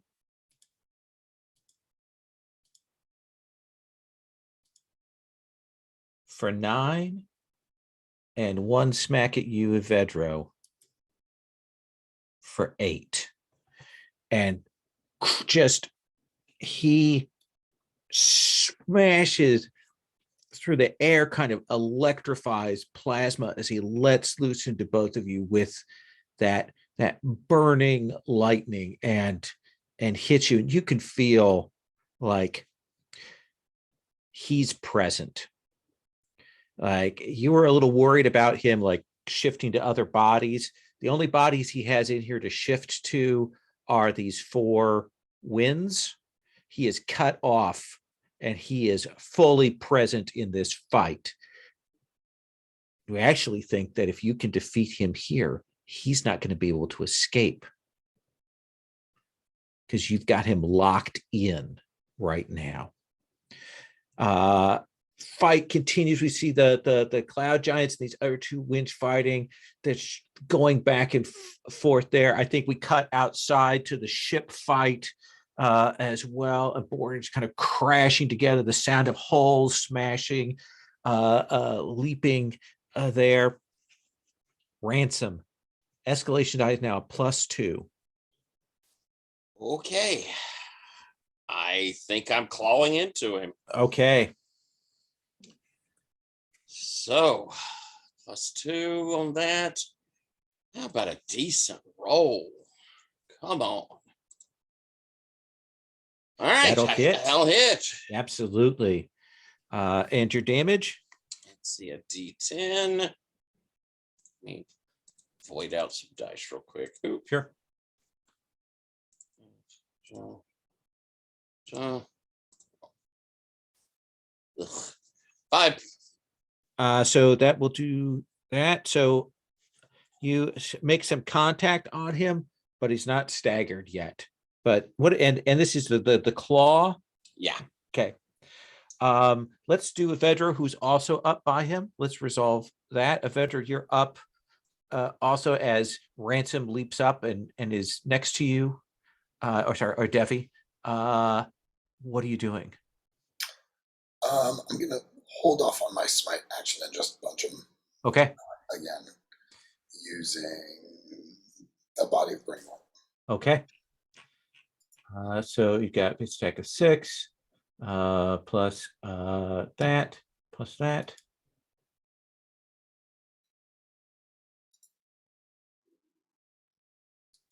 One day I'm gonna roll a double-digit number and it'll be a great day. But today is not that day. Yeah, because I think that's a 19. Kind of bring it past. You've got more focus. Like, this is definitely a better swing, right, than last time. Oh yeah, and I've started shedding some of the ridiculous clothing that Evedra wears. Okay. Pulling that stuff right off. Absolutely. Threadless. What are you doing? Muted. Recognize that I'm engaged by the wind. However, I do not believe that the wind actually counts as a barrier or a cover anyway. Right. So essentially, when I draw and fire, it will swerve, the arrow will swerve and go for the storm. All right. So he has an effective AC of 9 to you then, is what you're saying? Yes. Okay. Mhm. Go ahead and roll to hit. Okay, so 19. That will hit. Yes, it will. And then I roll 1d10, right? Right. Plus your dexterity bonus. Oh, I should look at that. I think it's like 1, but threadless, dexterity. But the mod is 2. Okay. Check is 5, so I'm adding 2 to whatever I roll, right? Exactly. Okay, sorry about that. That's and okay. so that's just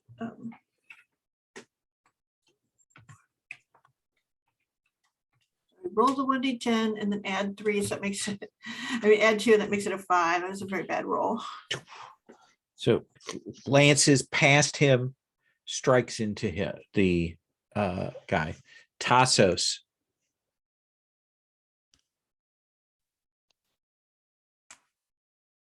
So it's the southern wind that was up on me. Yeah. So yeah, I think Tassos tries to start grabbing and squeezing it, and these like lightning bolt shaped sort of jagged claws come shooting out from his hands there as they grab the wind. And I don't know how one fights a wind, but I'm doing it. It's a wind in the body of a cloud giant, so it has a physical helpful. form. So that's just a thing.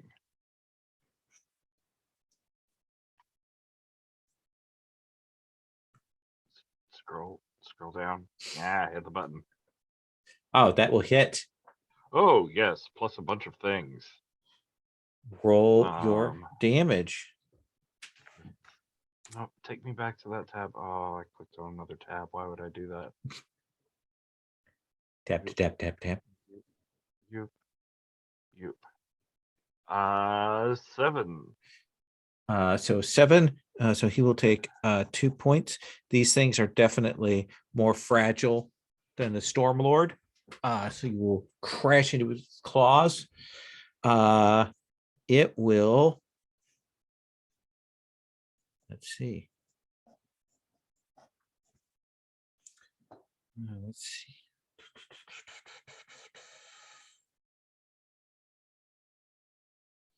So you want to spend effort. Do we do that?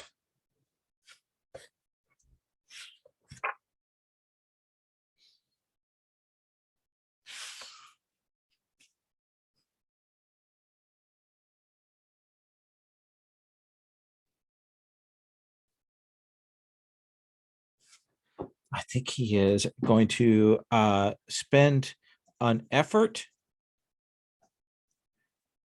to kind of create a energy around him, like a field of armor of the wind around him. And then he's going to make a strike at you.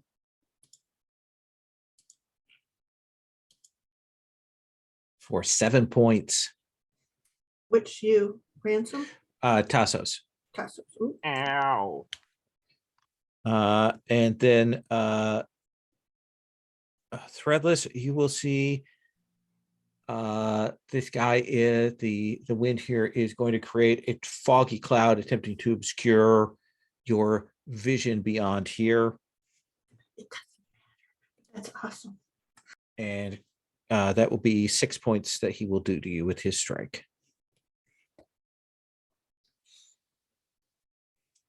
See, the Storm Lord looks. He's going to spend his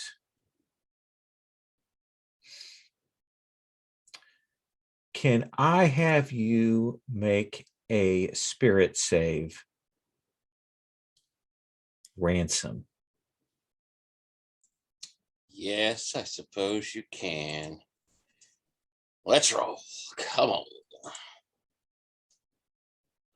Lord have mercy, this dice roller is despising me today. And you see him crackle out with the energy, and the energy crackles around you, and he says, and her name is Leisha. Oh, excuse me.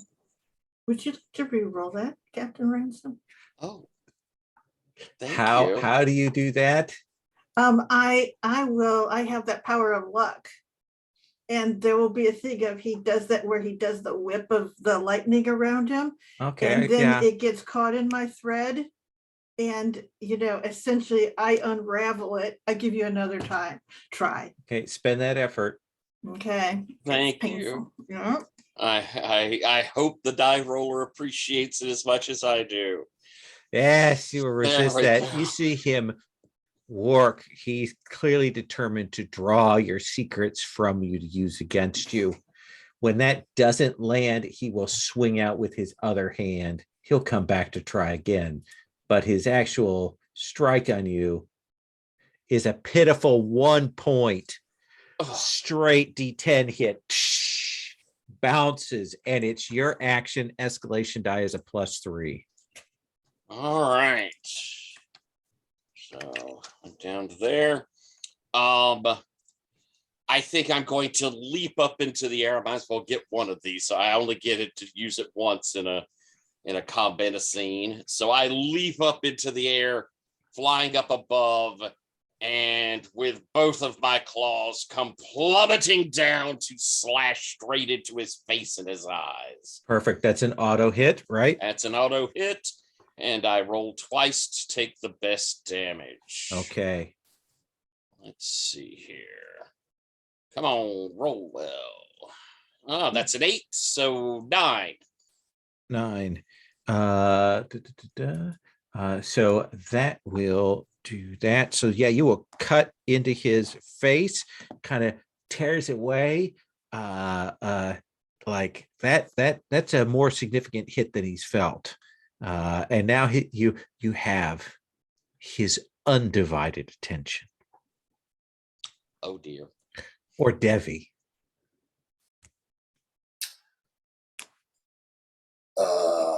I think it's time to smite. Okay. So this is a Corona Fury. Hurl a torrent of my word's energy at foes affecting all within a 30-foot radius of target point within sight of you. I'll be using sun, so it's scary sunlight. I don't think I need to roll because it says each victim takes a D8 die of damage. Is it so Corona sunlight? Is it red straight? Yeah. For every 2 levels you have. Right. So you still do hit. You still do it to hit roll, but you get 3d8 worth of damage. And this is you get a roll to hit against, since it's 30-foot radius, you can hit the winds and him. So who do you want to roll against first? Let's get the Stormlord out of the way. Okay. So +1, +3 is +4, plus that is 10.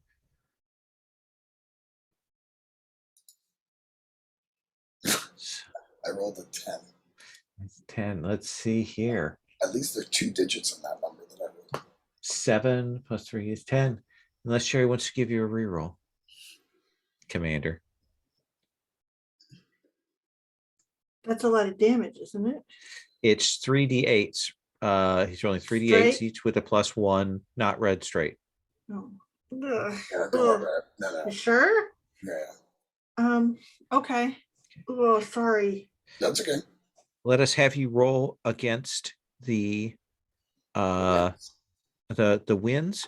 So you're rolling and adding 10 plus the AC of 4 is you're rolling and adding 14. So you hit the first one. Yep. I hit the first one and so let's have you roll 3d8, adding +1 to each of it.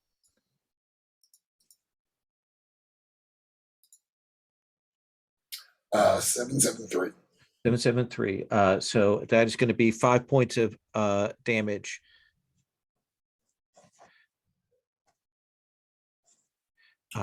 Which wind at Tassos fighting? Tassos is fighting the south wind. Threadless is fighting the east wind. Which one did you hit there? Let's say the south wind. Okay. Then that wind is staggered, meaning at half its health.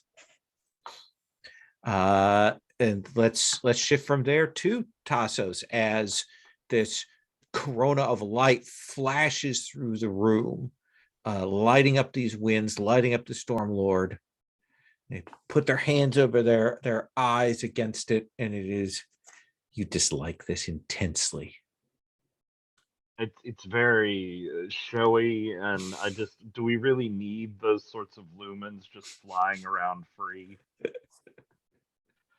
But I think Tessos will take the moment of distraction, and where they have this cloud giant sort of held at the shoulders, their great cloudy muscles will start to bulk up as they squeeze further and further in, and why the heck not? This would be the absolute funniest time in the campaign to try this.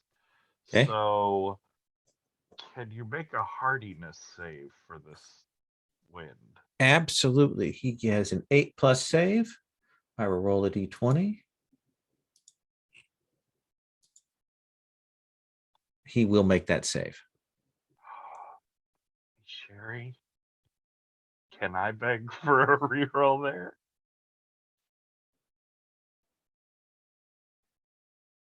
Okay, sure. Okay. Oh, he misses. What does that do?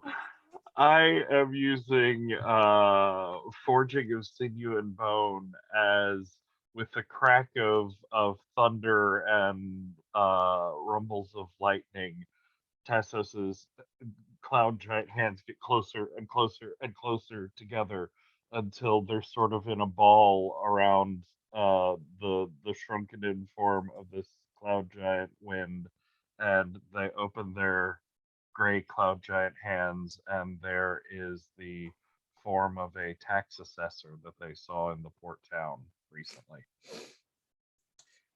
And what does that do to their health, to their AC? What does it Uh, do to them? let's see. Subjects transform into beasts use the rules given on page 160. Oh, there's a link. Cannot be used. Any injuries appear in the new form as well. This transformation is permanent unless the Godbound releases it or it's dispelled. Wait a minute, you made the Southwind a tax assessor? Yes. A human-sized human tax assessor.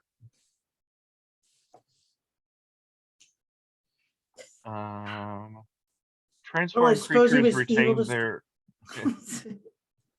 retain their intellect and identity unless the power says otherwise. But tell they're you just what. a normal person. They keep their same attributes, attack bonus, hit Oh, dice, hit points, armor class, all that stuff. He's just in the body of a tax assessor now, and his natural weaponry dice may have changed. Interesting. Yeah, except his auto hits are based on his gifts. But yes, I think he is a little freaked out there. In fact, you know what? I think it is fair to give you this one. That part of the thing is we've established is that these forces, the Storm Giant, the Storm Lord, and these things are in vessels. So you haven't changed the wind, but you've changed the vessel. And I think you can see that this vessel has one more round before it is absolutely going to incinerate because that body cannot contain the wind. Does that seem fair? Assessor wasn't made for this sort of greatness. Threadless, great obscuring clouds around you, this mist. Ow. That just means that the storm can't see my arrow coming. So I guess I will fire once again because I will not miss. So all right.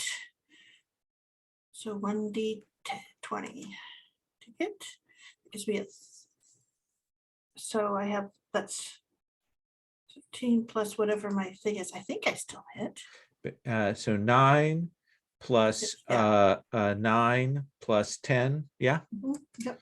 Okay. Okay. Roll your damage. Okay. Sorry.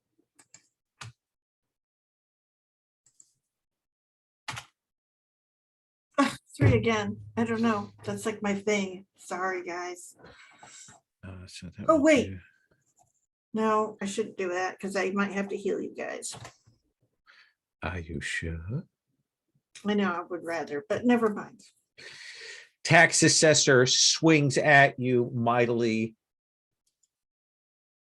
Last, Fair. he will do 8 points of damage, and then that body just explodes. It is like the End of Time Bandits, just explodes in all directions there.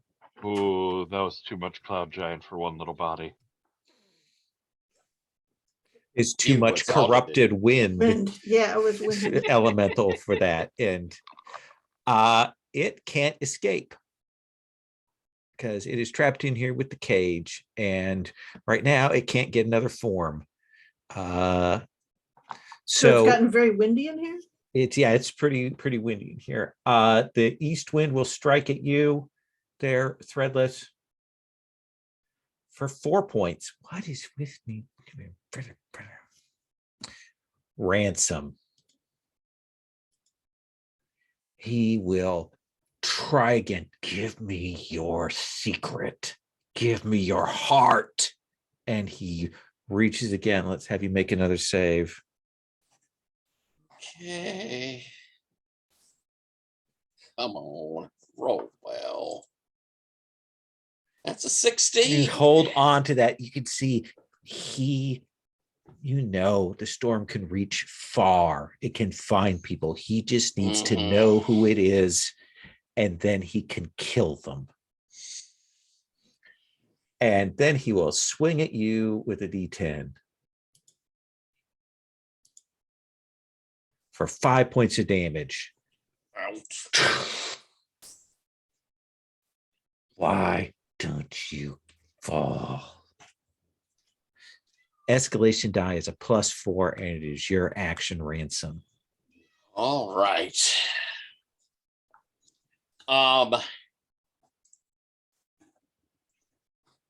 I looking at him as he's done this, try to snatch at me, and this slug as he hits me, and I'll kind of reel back from it. And I'll look back. Free folk, even when they fall, will rise again. And I'll kind of leap up, and there'll be that kind of weird, because of my super dexiness, kind of almost like a tracer pattern as I move up.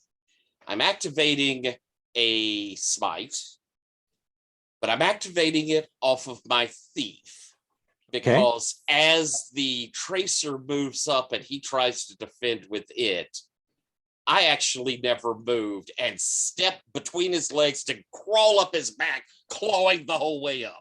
Okay. So let's try to hit him. So it's +4 now. +4 plus your base attack bonus plus your attribute. All right. Well, all right. That's going to give me a 23. That will hit. All right. So I'm rolling 68. 3, 4, 5, 6. Roll. Oh, that's better. 9, 2, 4, 4, 7, 9. So let's see. We'll go. So that is 1, 2, 3, 4, 5, 6, 7, 8, 9. 9 points of damage. That is a hefty hit. And as I reach his head, I flip back off to land in proper superhero pose at the back of him when he turns around. So that, by the way, it's a difference between Eved or Devi's thing. Devi did a smite as like a group thing, which allows you to do, and that's why it's every 2 hit dice versus a single target is that. And anybody can do a smite as a miracle. If you want to do a 1 hit die, a 1 target smite, you can always do that as miracle. You just can't use 2 smites in a row. Evedro or Devi, this thing, his attention is squarely on Ransom. You see him trying to draw the knowledge, trying to draw something out from Ransom, but it's not quite working. What do you do? I will punch him. Okay. Coming in, taking advantage of Ransom on the back. Oh, yeah. There we go. Roll your damage. Which I believe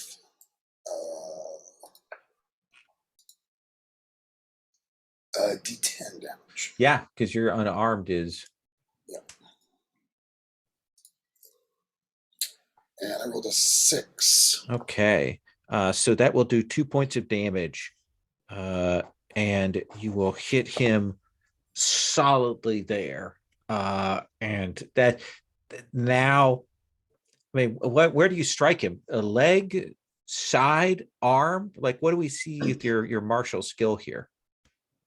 I think with Ransom on his back, yeah, I'm trying to go for, and him being a giant and all, I'm going to go for kind of stomach.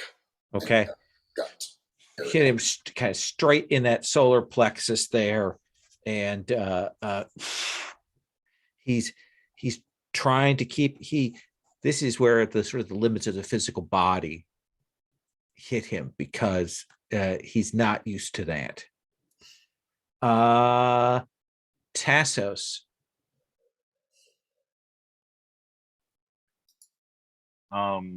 So what's up with the other wind right now? It's killing Threadless Oh, that's not good. hard. It's doing a lot of damage, and Threadless is in really bad shape, and he's been really good, and he looks sweet doing it, and he's actually effective.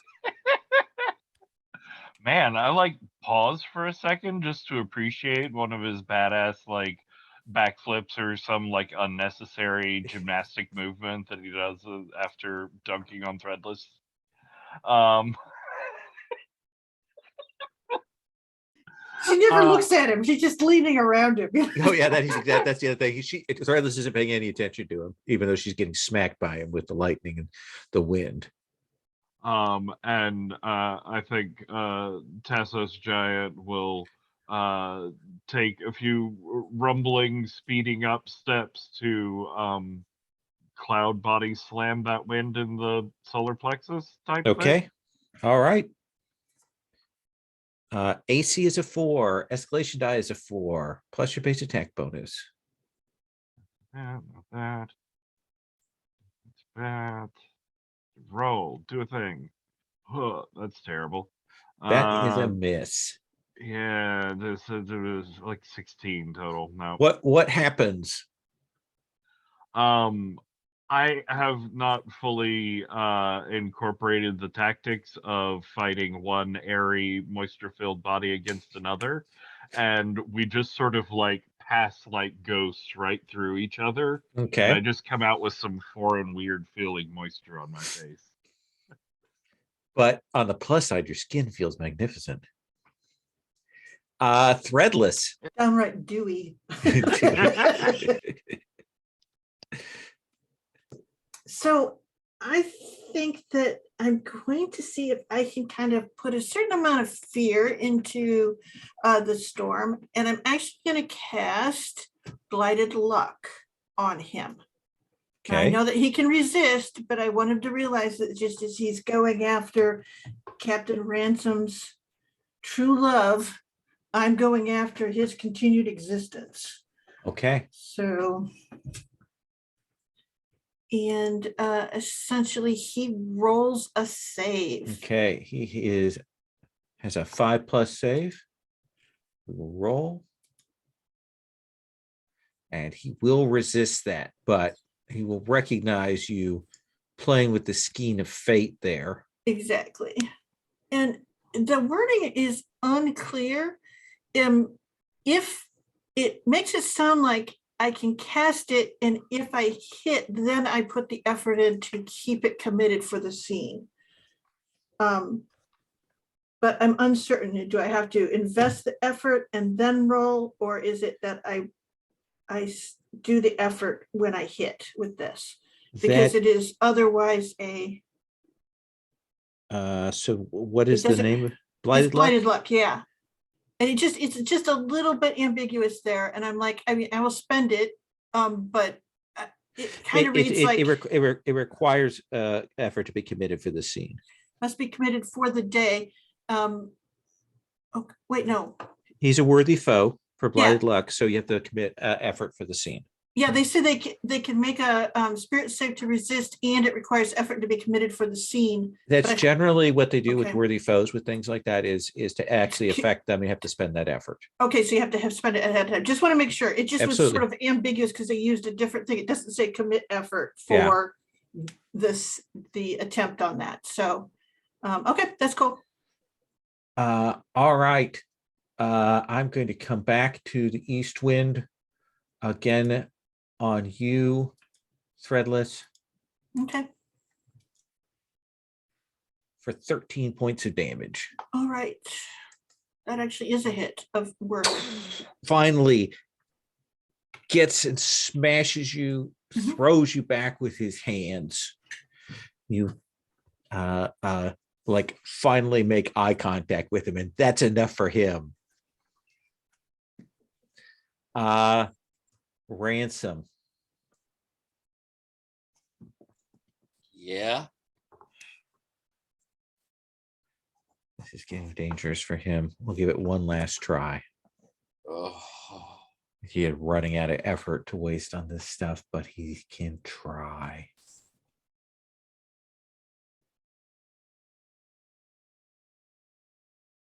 So I need to roll a save. Yes, make a spirit save. All right, come on. 14. Tries again, and you could tell that this, like, that's the end of him trying this. This gambit is not working, but he will take his other swing on you for 8 points. Lands that. And then it is to you, Captain Ransom. How bad does he look? He's a badass, and he's very close to being at half. Yeah, so he ain't even stunned yet. He's Or not staggered yet. Yeah. He is pretty close. Like, I smote last time around. He's not going to try that on me again. My question is there something I could get out of him if I use that power on him that would hurt him badly? And I don't know if it's worth it.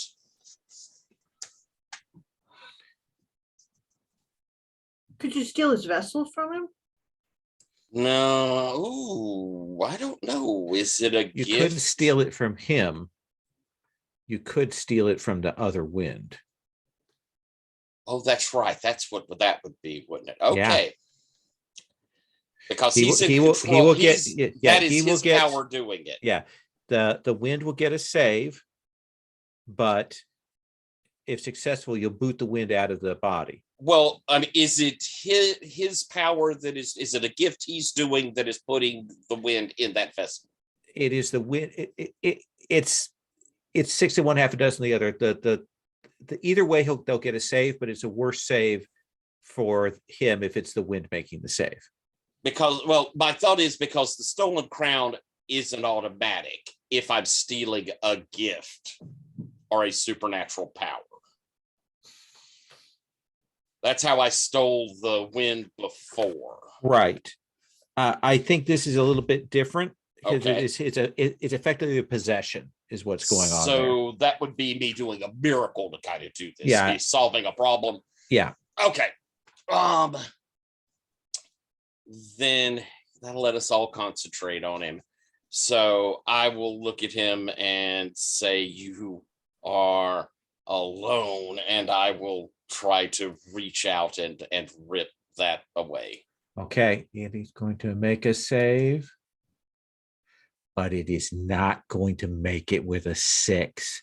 And you will tear the east wind out and fling it into Threadless's cage. So the winds are like revolving around the room, that like everything is like picking up. There's almost like you're in a tornado at this point.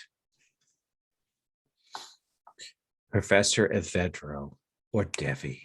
And I am beat up, by the way. Me too.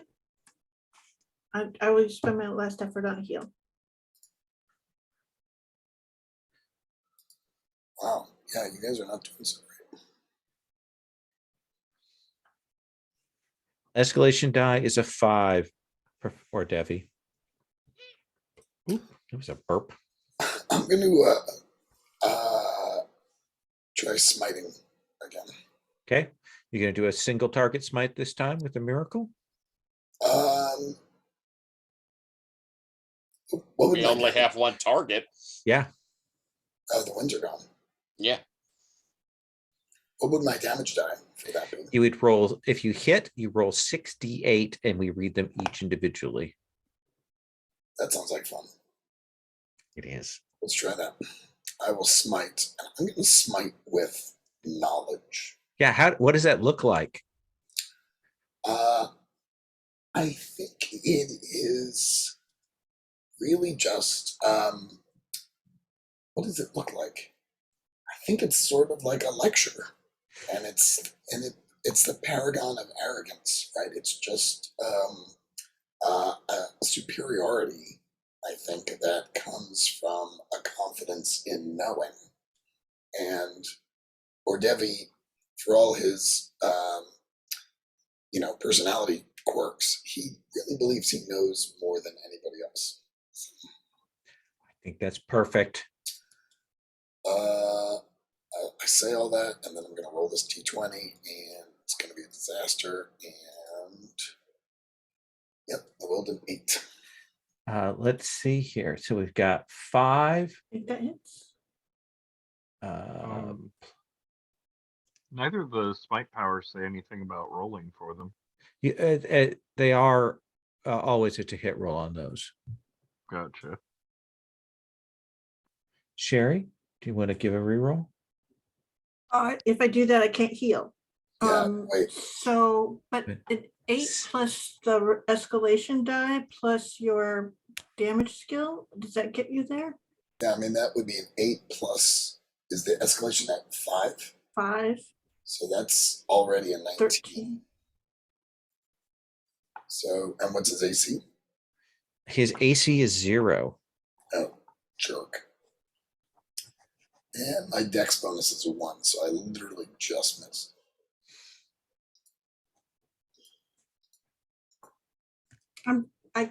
I can do it. That would just be, Potentially take him out. All the other targets are gone. Or I could. What do you think, Sherry? I don't know. I mean, No guts, no glory.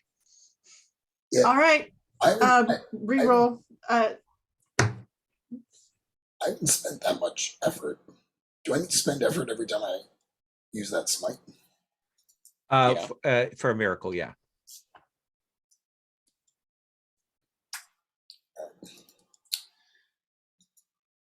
You sure, Sherry?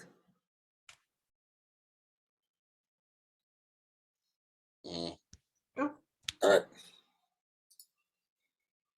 And Right. that will hit. Yeah. Roll me 68. I'm grateful for the opportunity to roll 68, Sherry. So thank you very much.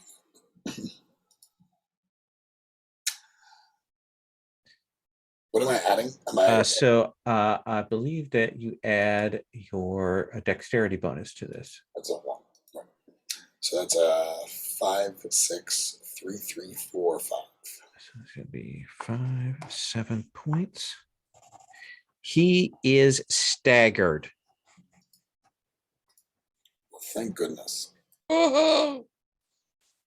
And he has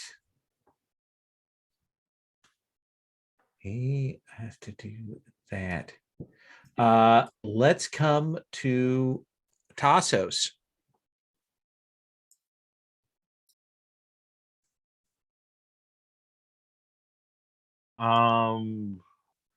Are you also smiting? Yeah, I have 1 effort left. As I stand up from where I had gracefully tumbled through the east wind, Tassos stalks slowly forward, making crushing gestures with their hands, saying, "Time to work you down to size 2." And I would like to smite him with paroxysms of fear. Okay. Let us have you roll to hit.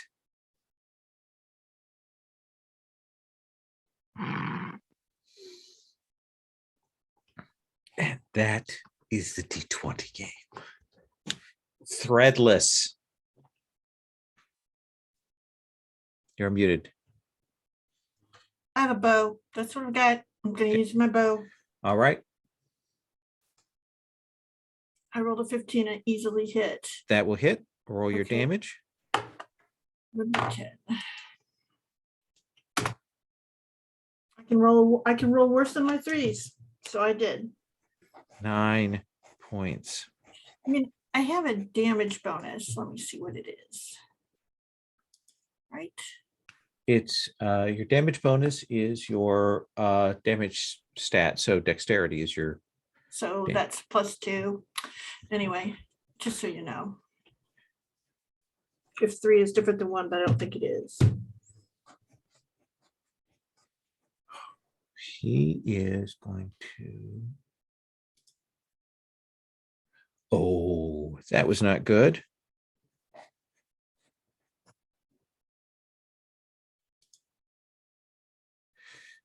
So you will see him attempt to draw from that body that is still there and fails. And you see some of his energy get drawn out by that.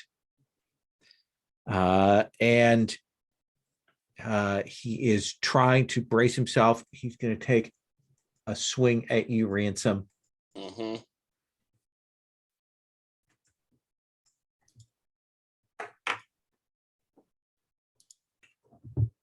AC3 if he has to roll. Yeah, 8 plus 4 plus 10. He will hit.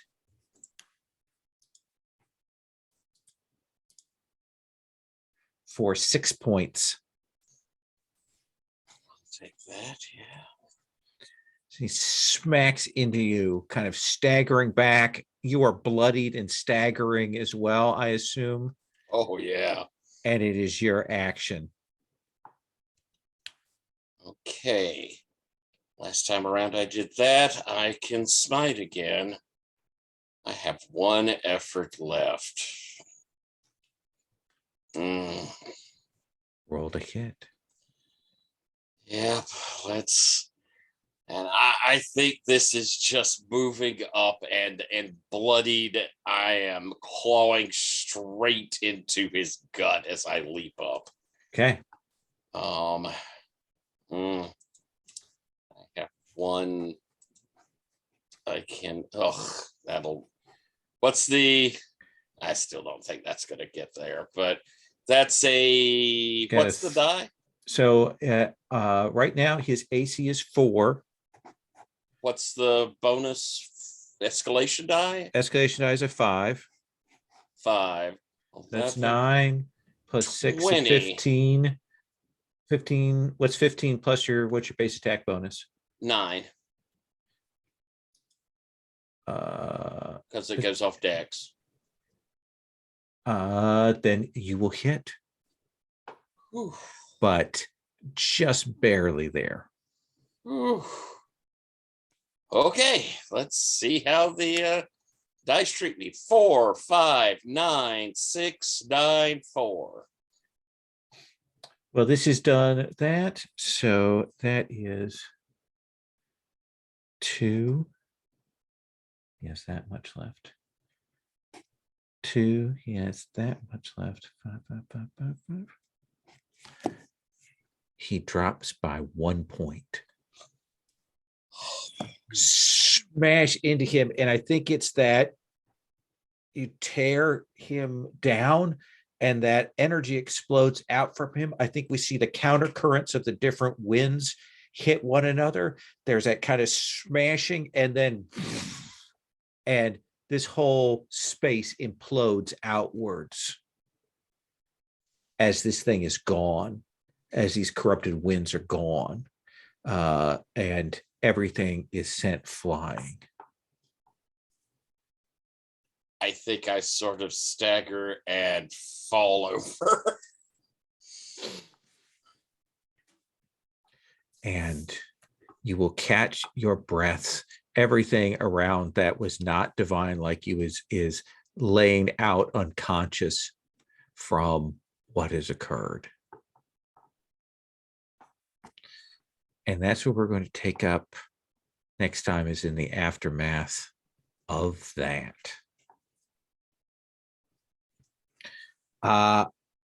Let's do just the evermost quick stars and wishes. I will hand out XP at the start of next session. Ransom, you're sweating. Holy fuck, that was amazing. Oh my gracious. Huge stars to a very challenging fight. This was just epic. I liked our kind of setup going in. I will to leave stars on the table for folks, I will give a huge star for the threadless cage. I am all about it. Oh, that was phenomenal. Just magnificent. Wishes, I don't know. This was so dramatic. I don't even have wishes except for I can't wait to see what the place is like once this evil is gone. Tassos. I love the idea of the like corrupted winds inhabiting the cloud giant bodies. I thought that was a cool way to bring in some like scary lieutenants to a fight. And then just all the stars, biggest star, so much star, complete star to Sherry for giving me the point of effort required to squish a corrupted cloud giant into a tax accountant. I don't know if I'll ever need to use that power again. It was so good this one time, and Sherry, that is all on you. Thank you so much. My luck points are all about your deepest wishes and dreams. So that's I was even like, because Dan had the turn before me and was considering asking you, and I was like, don't ask her, because I know what I want to do, and I know it's not going to go well, so I need that point. Oh my gosh. Or Devi. Yeah, star to Sherry for being very judicious with effort and handing out rerolls when we most needed them. I'm very grateful. I was really excited to see Tyler's and my new words interacting with each other. That was more than I could have hoped for. It was fantastic. So thank you for that. Wishes.